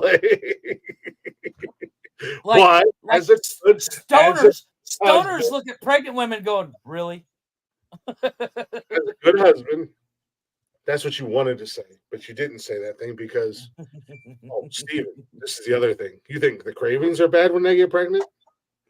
The pregnancy hormones are the worst. Yeah, get a shield. I cut myself short, but I gotta get going. Get a Captain America shield. Trust me. Get your Captain America. See you guys later. Thanks for having me on. Much love, brother. Oh my God, you're in trouble. Pregnancy hormones were the worst, man. No, dude, you look at them wrong. Look at them wrong when they're pregnant. You're in a fight. How the hell did you smash a sledgehammer into your hand? Hey, don't be fucking on my goddamn show, Ghost Flute. You don't appreciate drunken oddness, you son of a bitch. I don't know how. Are you talking like a mini sledge, one of those ones that are like this big? That's not a sledge. I would just say that's a severe talent if you can smash any part of your hand. I was gonna say because those pregnancy hormones were man. worse for my man. I swear to God, 1 second she'd be happy as hell, the next second she was crying, the following second she wanted to fucking kill everything in her goddamn path, and then you blink your eyes and she was as happy as could be. Mm-hmm. My wife never had them really bad, but then there was days if you looked at her wrong. If I didn't, so there's a brand of chips here. They're cheddar jalapeno. Fucking amazing. I love them. I can only get them at one store. I would bring them home, and she was like, "Oh my God, that's got to leave." I'm like, "Why? You love these. You introduced me to these. I can't stand the smell. I'm in the living room. You're on the other side of that fucking house, and you can smell this." Mm-hmm. Oh, no. Oh, it was fucking crazy. If I ever get my wife pregnant again, I'm gonna jump off the cliff. I'm gonna just be like, you know what? Sounds like a you problem. Go, because I'm not doing it again. At the end of the day, that's all on you, Biznacho. Yeah. Yes. Take a real quick break. Yeah. Get snipped in. Hey man, I got a rule. No sharp objects around that region. Amen to that. So my ex-wife, when my son was born, I said, "Hey Doc, why you got all our entrails out on the fucking table over there that you just threw out like your fucking Leatherface? You want to take those tubes and cut them, tie them, burn them, singe them off?" You bet that. She got fixed. I don't get fixed. I'm still shooting. I'm a fully loaded gun. And then my fiance, she doesn't have the parts needed anymore to make babies. And as I've stated on the show, I'm good. I'm very good at what I do, but I'm not that good to where those parts are going to grow back. So it is all Twinkies and open cream pies in this house. But like I said, pulling out is not our strong suit. Yours or mine. We have 3 trophies apiece. I'm just saying. We both have 3 fuck trophies. We are 3-time champions. Jesus Christ, I just did the math. You have 2 girls and a boy. I have 2 girls and a boy. How old's your oldest? My oldest is 18. No, both of our oldest are the same age. Yeah, and my youngest is, how old's your sister? 8? Yeah, she's 8, and Kevin's 12. Yeah, so there's 2 years difference because my middle one's 14 and Cash is 10. So yeah, you took a little bit of a time. You took a little bit longer break than I did, but a true champion gets back in the game. I did eventually. Oh, it's 4 years apart, man. But the difference is, mine are all the same. You all are the same mom. So my oldest daughter, was not long after I moved here, and when my daughter was born, not long after that, my ex and I broke up, and then it was several years that I was single-ish. I was dating people, but I wasn't with anybody permanently like I am with my wife. Only true. Hey, man, you know what? They drive me fucking absolutely insane. They drive me through a goddamn. They drive me insane, but and I love my kids to death. And if what I've put myself through and sacrificed and gave up for them doesn't show how much I love them goddamn kids, and I don't know what more I can do. Then they're blind. Exactly. I don't know what else I can do to make somebody realize how important my kids are to me. Like I said, they drive me crazy, and I bust their balls because that's what I fucking do. I'm sorry.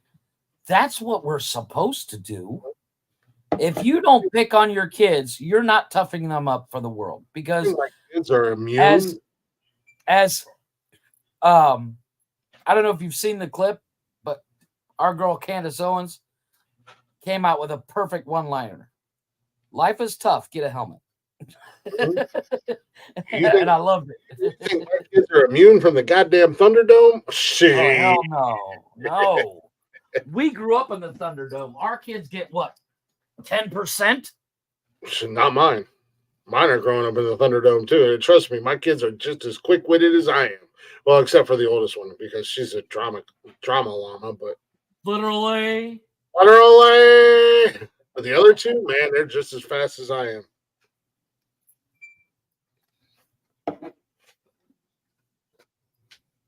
Oh, I need some energy, sir. I know. We got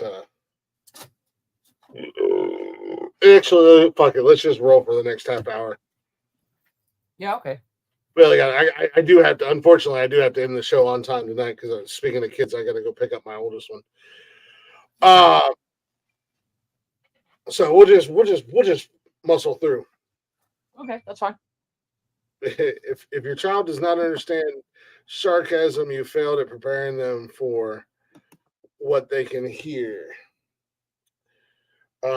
Some of us are taught to take a person at their word today. You know, my kids can take a joke. We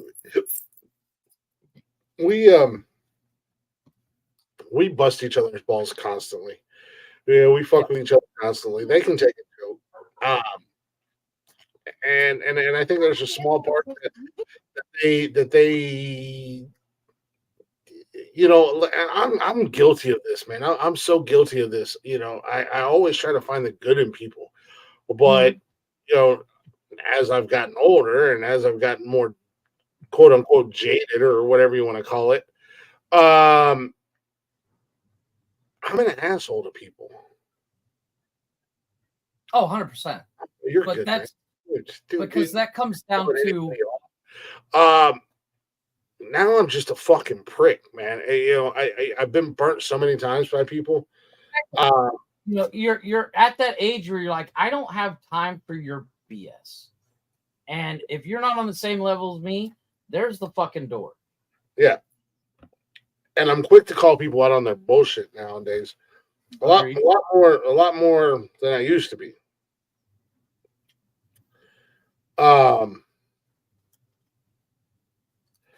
But those videos were important. No, I'm just filming them. I like to film. No, but like I said, as a dad, rule number one, and when you have kids, you get that rule book. It just instantly pops in your head. Is if your kids don't understand sarcasm by the time they're 10, you have failed. 100%. And dad jokes come with the rule book. I mean, I don't do dad jokes. Yeah, but that's because you're a pussy. Because I'm not fucking lame. Yeah, because you're a pussy. And sarcasm is part of the dad jokes. Let's be honest. It's a good picture right in the center of the goddamn ball. You're so lucky. I'm so far away from my computer. Fucking fire hose over here. Jesus Christ. Come here. The fucking garden hose. Hey man, I got a good stream. I do too. I just don't have to show it off every fucking episode. Well, you know what? Drink 5 beers an hour. No, Did you get your room cleaned up? Did you write your words? I'm still cleaning my room. Well, get in there and get it done and hurry up because you got a half hour before bedtime and you got to write your spelling words.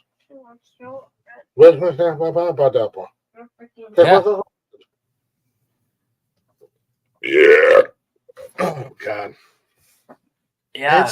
Yeah. You definitely have to write your spelling words. You're gonna end up like me. You're gonna end up like Jeff. I can barely spell my own name half the time. Let's be honest. And I'm in a job that I literally have to type all the time. Well, thankfully for you that we live in an era now that we have spell check on our laptops and and download and you know that $12 a year I spend on Grammarly worth every fucking penny. Yeah, you know, and that reminds me. You know,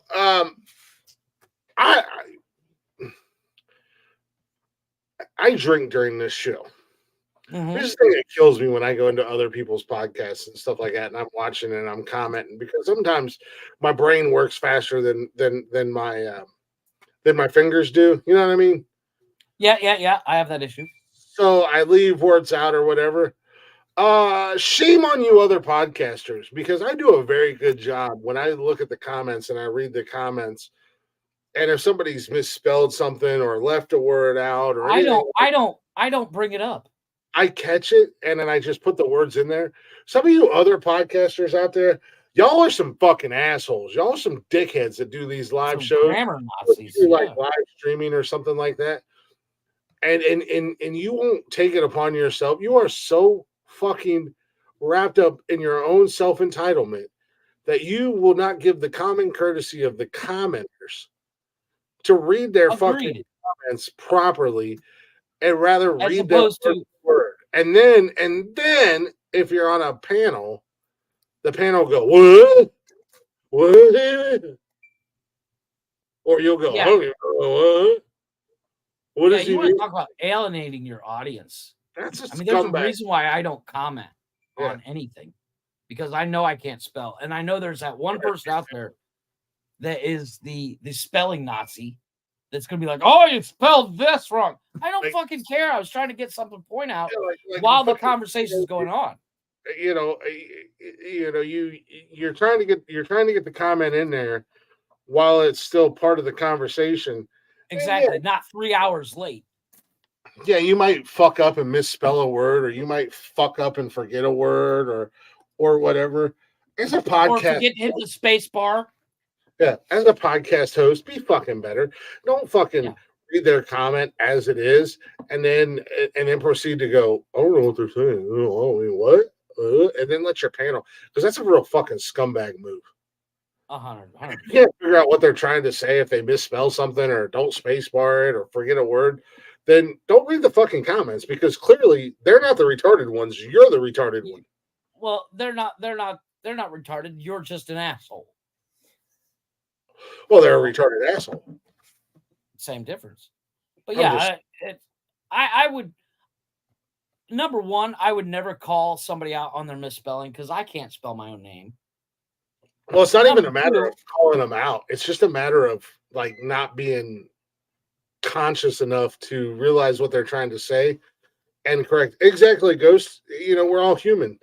Even top tier scientists, some of the smartest people on the planet misspell sometimes and forget a word. I've read news articles and I've read it the right way as they meant it to be read, but then I've also gone back and go, this is how they typed it, because these guys on the show will start to make fun of me, and I'm like, no, this is how it was written. Right. So yeah. Well, I mean, let's to say it properly. I mean, because CNN did an entire story. It was like a 15-20 minute segment on how Elon Musk some politician spent $500 million on his campaign, but there's 200 million people in the US, and if he would have given everybody $1 million, and I'm like, nope, sorry, that math doesn't work. It's $1.47 a piece. Math ain't math. And they literally took it verbatim. He spent $500 million. Well, the planet or the US has 200 million people. He could have just given everybody $1 million. No, he would have given them $1.47. Speaking of millions of dollars, hopefully tonight I win $776 million. Amen to that. Because if that's the case, come Saturday, well, probably not that fast, but come next week, you'll see me in a brand new studio, and I'll introduce you to my producer, whatever. Yeah. Well, I think a producer would take a little bit longer. I'm gonna let Nikki pick her out. Get a female producer. I'm gonna let Nikki pick her out. So, yeah, that way we could constantly have a female voice on the show. She doesn't have to be on camera. She just has to be able to. She just has to be able to A, roll with the punches, B, occasionally comment on the situation we're talking about. You know how bad I want a female on the show, but I don't want you to over sexualize her, and B, I don't want the awkwardness of a female being on the show, but I want a female presence on the show so goddamn bad. I don't think I would over sexualize her. Yeah, you would totally like try to hit on her every show, the entire show. See her boobs. Yeah, exactly. Shut up, Benji. No, you're the worst offender, Benji. Yeah, all our comments about spelling was to you. No, actually, they directed a podcast that I watch and that I, especially like sometimes I'm watching live podcasts or live streams, and I'm at work and I'm trying to type and still do, add my. Well, yeah, I mean, if I'm commenting on something, I'm in the middle of 45 things. You gotta get Ghost Floop and Benji on the show one night, just because. Know, right? Like, we're just gonna start spotlighting the chatters box and bringing our favorite chatters on the show.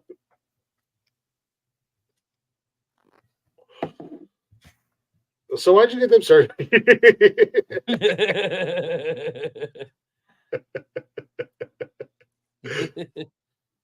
A boot. No, but like when Leggy was on the show, if Leggy was on the show, I wouldn't overly sexualize her. I'm offended, sir. You can tell me you're offended all day long. I'm triggered.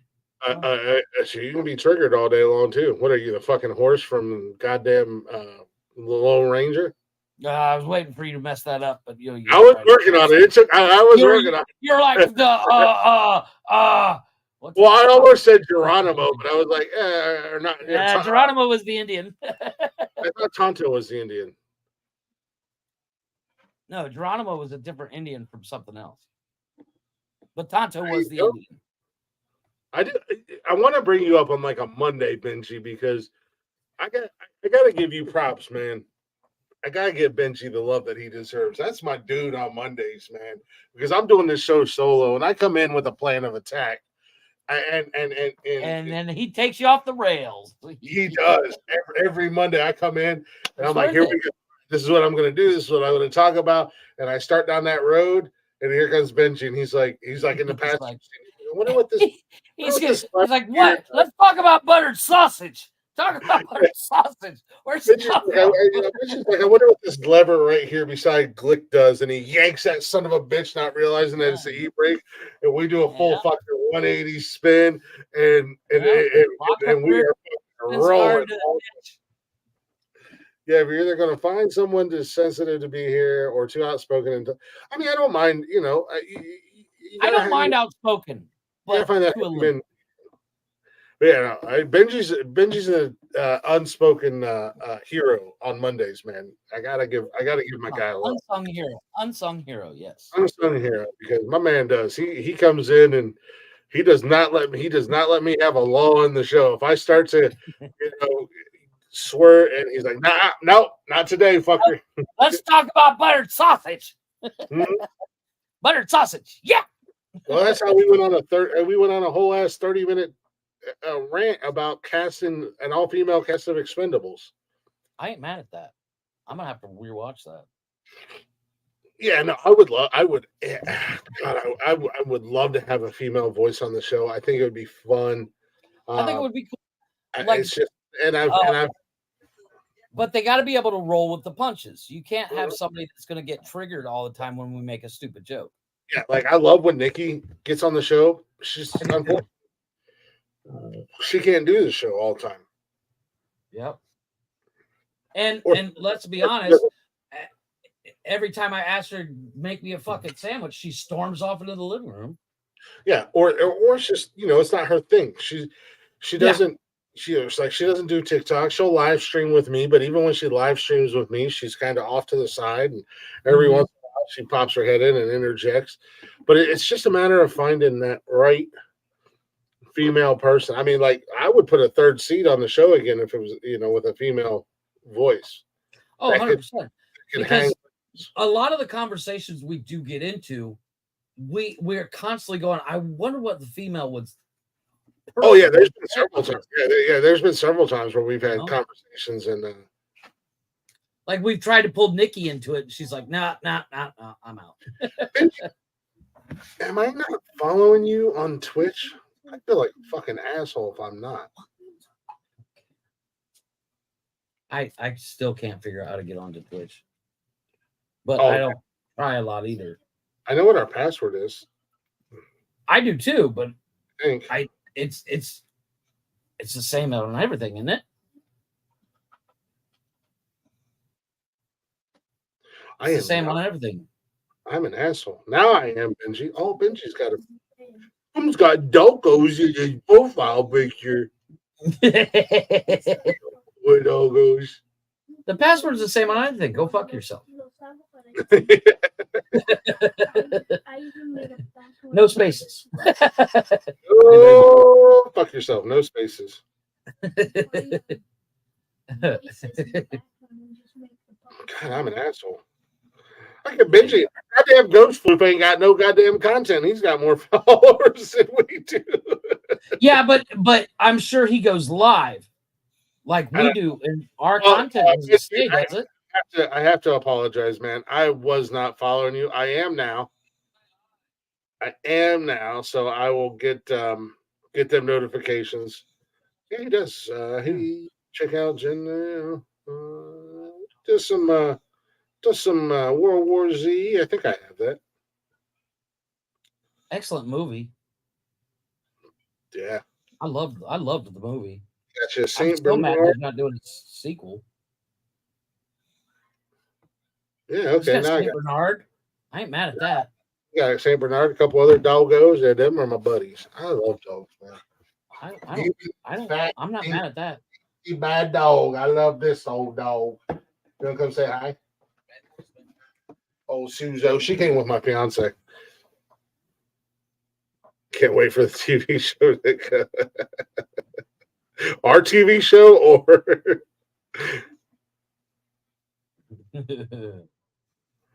yeah, no, could you imagine if Nonsensical Nonsense had like the old school sitcom TV show where it was just like and cut his hand off and go yeah. All right, just slamming beers. That freeze frame that has your name, starring Chris Glick. Mid drink. Oh, if we were a TV show, we'd be Titus. We would be a variation of Titus. a Titus and Married with Children. Let's be honest. It's to be the perfect mix. Well, let's be honest. Yeah, absolutely. Oh, so World War Z is going to be a TV show. I didn't know that. I'm in. Oh, Brad Pitt's directing. I'm not mad at that. Brad Pitt. Yeah, you do it, Daddy. I mean, wait, what? Yeah, I heard it. Hey, I ain't mad at it. That cat still looks good. Goddamn Legends of the Fall and Troy. Jesus Christ. Dude, he was a badass in Troy. When I first heard about him being in Troy, I was like, really? Brad Pitt is a badass? Watched the movie, I was like, really? Brad Pitt is a badass? Yeah, you don't buy Brad Pitt as a badass? Really? Well, when Troy came out, he had yet to play a badass warrior, so to speak. Because it was before Fight Club. Wasn't it? Fucking ghost. Honestly, appreciate the love though. A lot of people really wanted to talk to me again, as if I was interested. Hey man, I don't like people in real life. There's a reason I never leave my house. On the internet, I love the shit out of y'all on the internet, man. You guys are awesome. I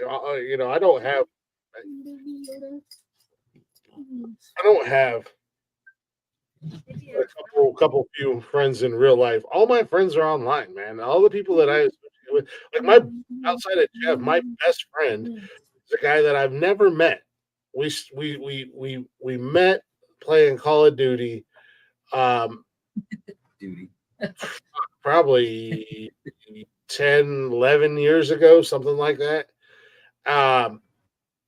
And we had our little group that we all met online outside of the kids' godfather, which is one of my best friends in real life. Him and I were playing Call of Duty online because he was in Ohio and I moved to South Carolina. And then we met this one dude, and he was cool. So we hung out every weekend playing Call of Duty together. And then we met a couple other guys. Well, we met another guy, and his little brother joined in. And like that's like my closest group are those four guys. Only one of them, or two of them, three of them. Well, I know three of them in real life because after playing together for like 4 years, I realized that two of the guys only lived like 20 minutes away from me. The other guy lives out in Oklahoma. That's probably one of my best friends. We talk every day about nothing, just to talk to each other. We just talk to talk to each other. See you tomorrow. But hopefully next year I'll get to meet him. Hopefully it'll work out. And Nikki and I are next October, and I asked him to be one of my groomsmen, which kind of shocked him. And I'm like, dude, you're one of my best friends, man. And I'm the same. I can't put 5 people in this town that I've lived in for 22 years in a handful saying these were my friends. Yeah. Ghost said, most folk think today they can judge you based on the amount of personal friends you have today, as if online friends don't mean anything. No, some of my people that I consider better friends than people I've known my entire life are online. Hell, you and I haven't been in the same room as each other in 25 years. Well, it hasn't been that long. It's been like 23 years. Yeah, but almost 24. Feels like last time we were together was in 2000, dude. Yeah, we were leaving the park. I remember exactly. We were heading to our cars last day of senior year. It was graduation. Graduation. But the last thing you said to me in person, don't be a fucking stranger. Haven't seen you since. Yeah, because he's running from the law. Oh my God. I mean, let's be honest. Who willingly moves to Mexico unless they're running from the law? My wife's from here, for fuck's sake. Shut up, Ghost Floof. He said, "Oh, it's been 25 years, just 24 years." Fussy fuck me. Yeah, see? It hasn't been 20. Look, it'll be 24 in June. In June, yeah. I'm a fact checker, man. I'm a stickler for the facts. Fuck you, Ghost Floof. You're pushing it, sir. Oh, trust me. Jeff enjoys the anal. He is the catcher. He is the Johnny Bench to my Nolan Ryan. Yes, he is the Johnny Bench to my Nolan Ryan. Yeah, see? Sports. Yeah.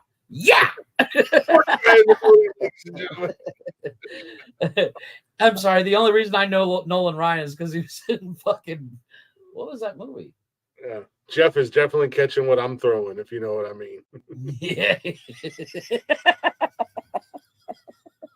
Fork back, cricket back. What was that? What was that fucking movie Nolan Ryan was in? I don't fucking care where the hell Colin Kaepernick goes. The aliens can come and take his goofy ass for all. Him. He can play in the AFL, the Alien Football League. I don't fucking care. Colin Kaepernick is such a fucking douche. He's a douche.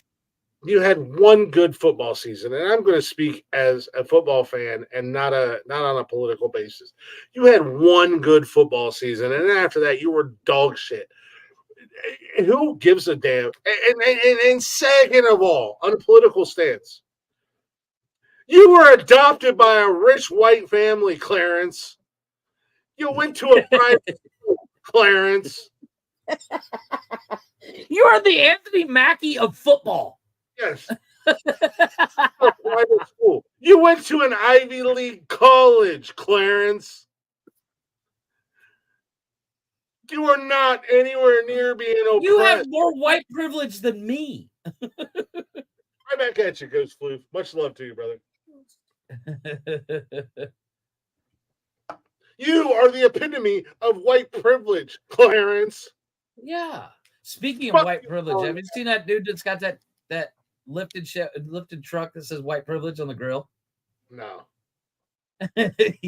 Black kid, he cracked me up. He made his money to build the truck by selling white privilege cars. Nice. That's awesome. It is a beautiful truck. It's a white GMC. Such a fucking douchebag. He is. I mean, the NFL gives you an entire field to try out, and you did nothing. Oh, because it was a black guy selling white privilege cards, and it was fucking hilarious. Oh, it is. It is. And Oh, his truck is a bright white, fully lifted GMC. The grill says white privilege and glows at night. And then the underneath is all orange suspension. It's gorgeous. And he does TikTok videos where he talks about all his political shit. He's very right-leaning. He's hilarious. But his truck, the first time it showed up, people were like, I can't believe some white guy's driving around with a white privilege truck. And this dude gets out the truck, and they're like, oh, soon. Benji, my favorite part about him is he would wear shirts of dictators that would suppress their own people and complain about guns or being police. He was nothing more than basically what it was, because he didn't start that bullshit until he started fucking sucking. Like I said, he had one good year, and after that, all of a sudden I'm going to kneel during the national anthem. I got to stand up for the rights of my people. Yeah, and how well did that work out for Chris Cluey when he stood up for LGBT rights? He got kicked out of the fucking NFL. I think Kaepernick should be the same. They should have been like, fuck you, you're out. And Chris Cluey was actually good at his position. Chris Cluey is a nice cat. He's a nice guy. He and I don't agree on a lot of stuff, but I consider him a friend. Chris Cluey is a good guy. I wonder if I can get him back on the show. I should reach out to Chris. I ain't talked to him enough. You should. Love to have Chris back on the show again. Who's the other football player we had on here? Brandon Ford. Brandon Ford. Nice guy. Yeah, he was cool too. We have yet to have somebody on the show that was scheduled that we haven't gotten along with. I don't think we've had somebody on the show, period, scheduled or not, that we didn't get along with. Even Uncle Fester Saturday night. I think he was at the end of the day, he was a pretty good sport considering. He was a good sport. I think he was too far gone by the time he got on the show to understand what was happening. And I really went in on him. Like, I spent a good 30, 35 minutes or so just roasting the piss out of it. I could get so many clips from me just Cheers, everybody. Cheers. Just like, oh, what the fuck. Roll Tide. Roll Tide. I said, is your sister pregnant with your baby? Man, fuck my sister. Yeah, that's what I'm saying. Dude, you got to go back and watch I think that dude lives next to an airport because everything just flew right over his head. Yeah. His trailer is right next to the airport. Let's be honest. This dude came into the chat. He came into the chatter box, man, fully loaded. Didn't say, what's up, guys? Didn't say, well, what y'all doing? He said, oh, y'all on StreamYard? Where's the link? Mm-hmm. just kind of and then ignored came in thinking he was going to take over and be Billy Badass, and he quickly then ran away. Went, boy, was I wrong. I just kind of ignored it, and then drop the link. And I ignored it. Where's the link? Give me the link. Let me join. Fuck it. You know what, Jeff? I'm going to get something I didn't typically do. I dropped the link in the chat, and homeboy jumped right in. And at first, we were all just kind of dumbfounded by what the hell was going on. And then the asshole in me, and I wouldn't say I was an asshole. I just started fucking. No, but once again, it's like when we had the redheaded guy on from Ireland. He thought he was Billy Badass. Yeah. Well, I wouldn't say that. I wouldn't say that D.I. thought he was a badass. He just wasn't. He wasn't prepared. Yeah, the guy from prepared for. Yeah, the guy from Ireland did come in all cock hard and ready to fucking. He thought he was going to fucking come in and dance with the devil and didn't realize that I ain't one. You are the devil. Yeah. I ain't the one, and then he got his fucking feel bads hurt and got made to look stupid, and you guys got into a fight, and it was just.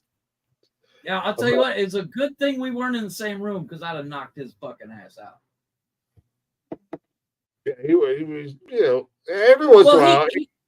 He came in and he thought he was going to take over the show, and then he had the outright audacity to tell one of us to shut up.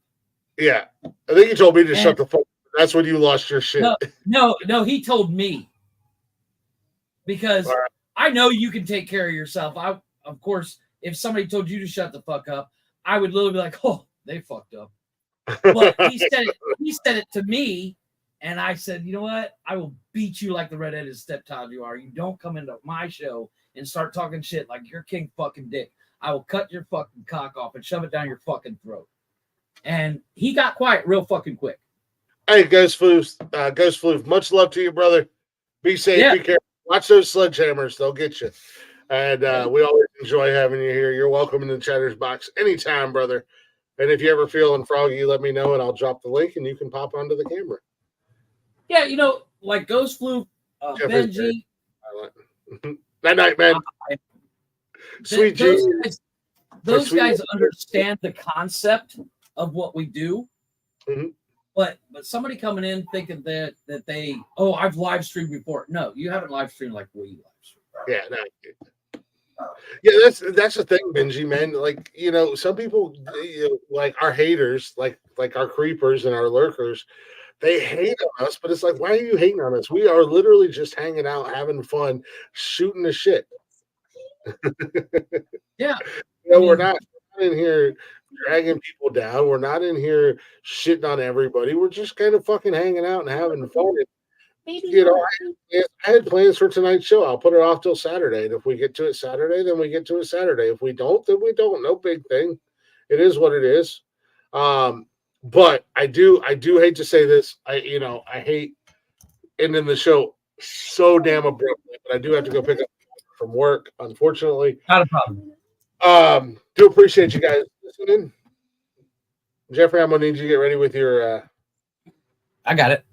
Exactly. If we weren't shooting the shit, we'd be fucking bored as hell too. Right? Right. Before we wrap the show up, Ghost Floop asked about it earlier. He said, what the heck is Dubby? What is this Dubby you speak of?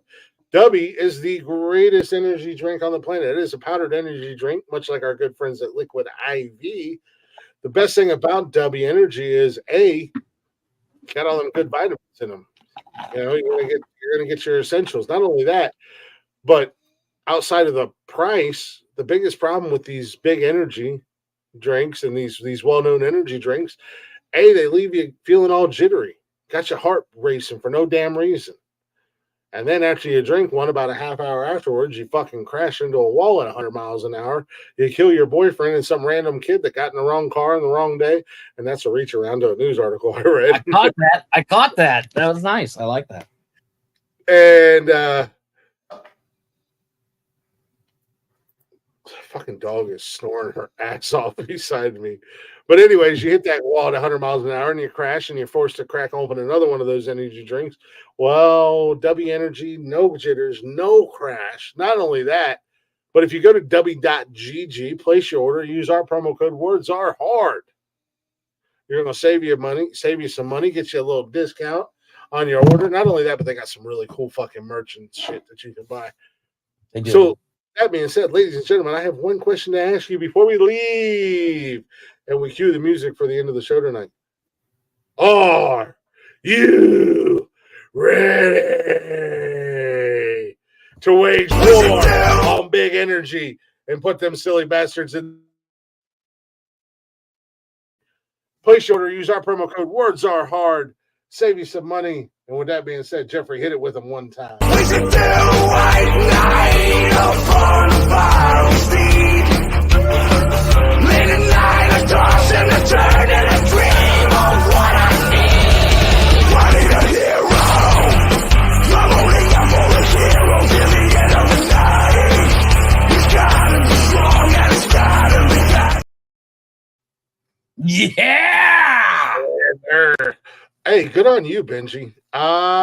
You haven't had caffeine in 16 years, so you don't like drink pop or anything? You don't drink tea? No, what the hell do you drink?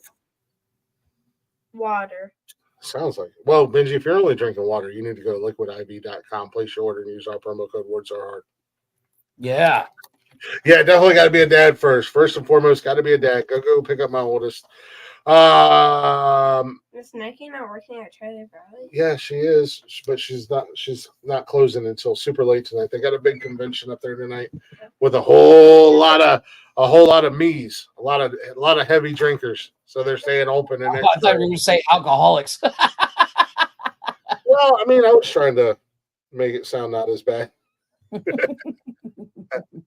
Dad, isn't the drawing tonight for the lottery? Yes, at 11 o'clock.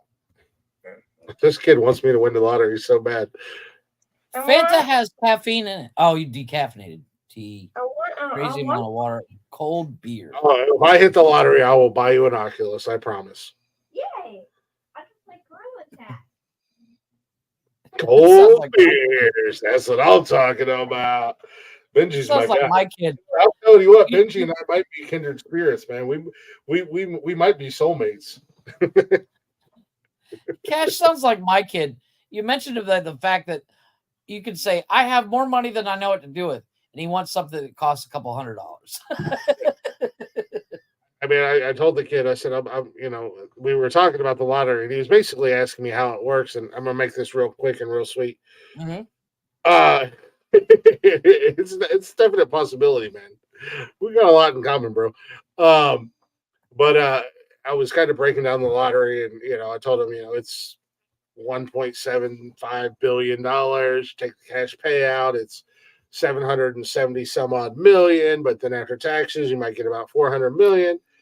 And I told him, I wanted to buy a minimum of 300 acres, 400 acres. I would like to get like 500 acres, and obviously I'm gonna build Nikki and mine's house, and have barns and stuff because she wants farm animals. And I decided that each one of the kids get 10 to 15 acres, and they get on the complex. Then I'll build each one of the kids a house, and it's a limit of 2,500 square feet. That's more than enough house. Oh hell yeah!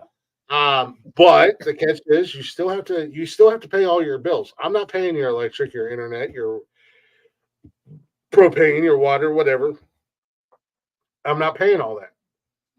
And I will buy you, and that includes Nikki's boys as well.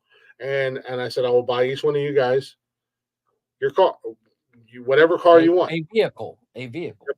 And I said, I'm going to give Nikki's parents a couple acres, and I'm going to build a house that's absolutely laid out to all their needs. Like her mom can't do stairs, they're getting older in age, you know what I mean? And they don't need a big ass house. I'm just going to, whatever, a house is going to be perfectly sized for them and meet all their needs, and only a couple acres. That way they don't have to worry about taking care of it. And that's the other thing. You have to take care of your property. So you get 10, 15 acres. It's up to you to take care of it, not Dad. Yeah. You got to go buy a lawnmower.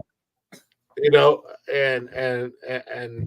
that's where we're going to start. Obviously, I build my state-of-the-art studio, and I hire my producer so that I can literally be like you and every other co-host we've had on this show, where I just turn on my camera and just talk and not have to worry about doing anything else, because then the producer will also do all the behind-the-scenes stuff, like posting the show, promoting the show, booking guests, and believe it or not, it's actually hard what I do. yes. But all he wants is a fucking Oculus. Done. Yeah. If I hit the lottery tonight, I will have you an Oculus tomorrow morning. Agreed. Kevin's the same way. Like, we get a PlayStation 5 if you win the lottery. Yes. Yeah, I'll get one for every fucking room. Yep, exactly. But anyways, in the neighborhood. Like I said, I do hate to end it so abruptly. Thank you guys for hanging out. Appreciate y'all listening. Replay listeners and viewers. Appreciate y'all. Hopefully you enjoyed the show tonight. Thank you to Steven Jarvis for hanging out with us. Got into a lot of movie talk. That's his little forte. I got to get him into the show and not let it go to movies and get him into like our normal conversations.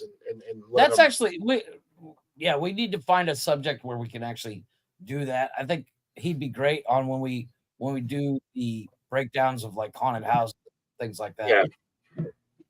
Just get into normal conversation.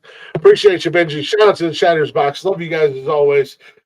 Appreciate y'all listening. Appreciate y'all hanging out. Wrap the show up tonight. Why not? Just because my man, Matt James, I'm just going to be playing this just because it's brand new. He just dropped it, and I want to get it out there. I want to get it in y'all's ears. And hopefully you guys go check out the rest of his stuff. Matt James, lead singer of Blacktop Mojo. You can check out Matt James, all social media, everywhere you stream music, at Matt James and Blacktop Mojo the same way. Just punch him in your old Google box. But here's his newest single, Chain Smoking Whiskey. Good song. Bye, buddy. I love you.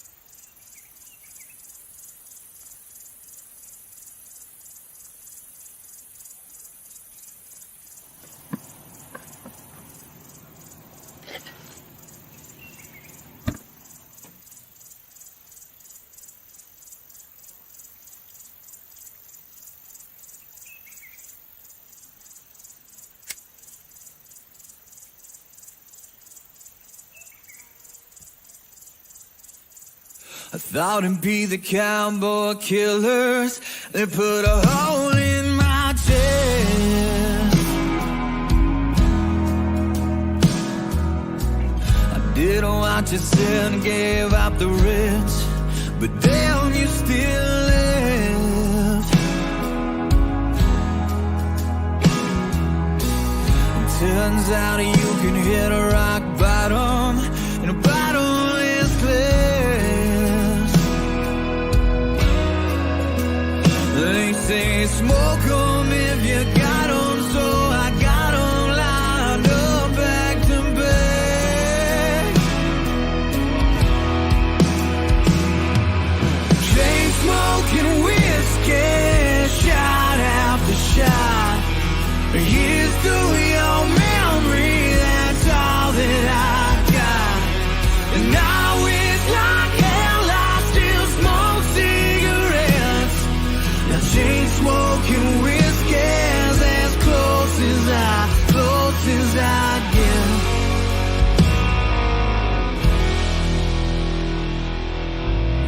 Trading nicotine for a stiff drink, one vice for another.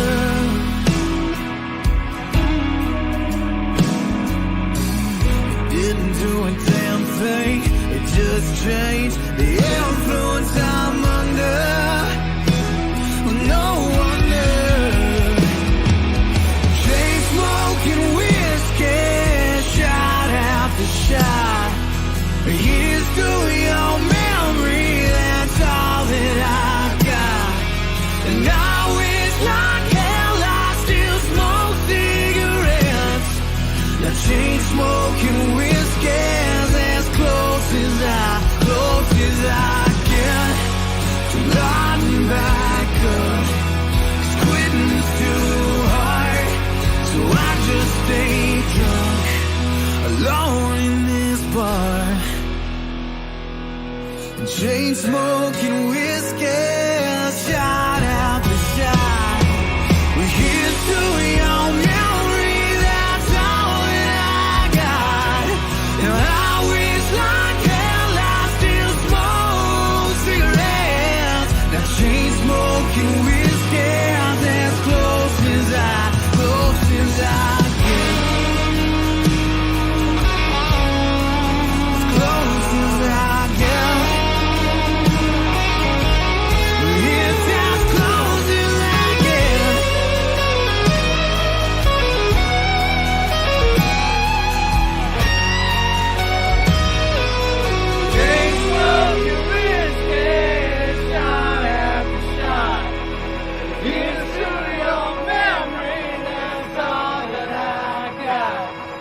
Oh, I wish like hell I still smoke cigarettes. Chain smoking whiskey. It's all that I, close as I get. I had to sing along with them. Got that. I caught Hey, that. we had a little sing along at the end of the song, man. You gotta sing along with them. Oh, Anyways, we will see you guys Saturday night. Brand new episode of Nonsensical Nonsense coming your way, 7 p.m. ish Eastern time. Hopefully, we'll see y'all there. With that being said, Jerry, let them know one time. Deuces. He said deuces. Peace out. 8 down down. Down. Always remember, when you come to the crossroads in life and you don't know what to do, ask yourself one question, 5 letters, WWNND. What would Nonsensical Nonsense do? Then you do the opposite. We would do the opposite. This is 100% true advice. Do the opposite. Yep, exactly. With that being said, be good or be good at it. Goodbye, motherfuckers. At the button. And, Time to go.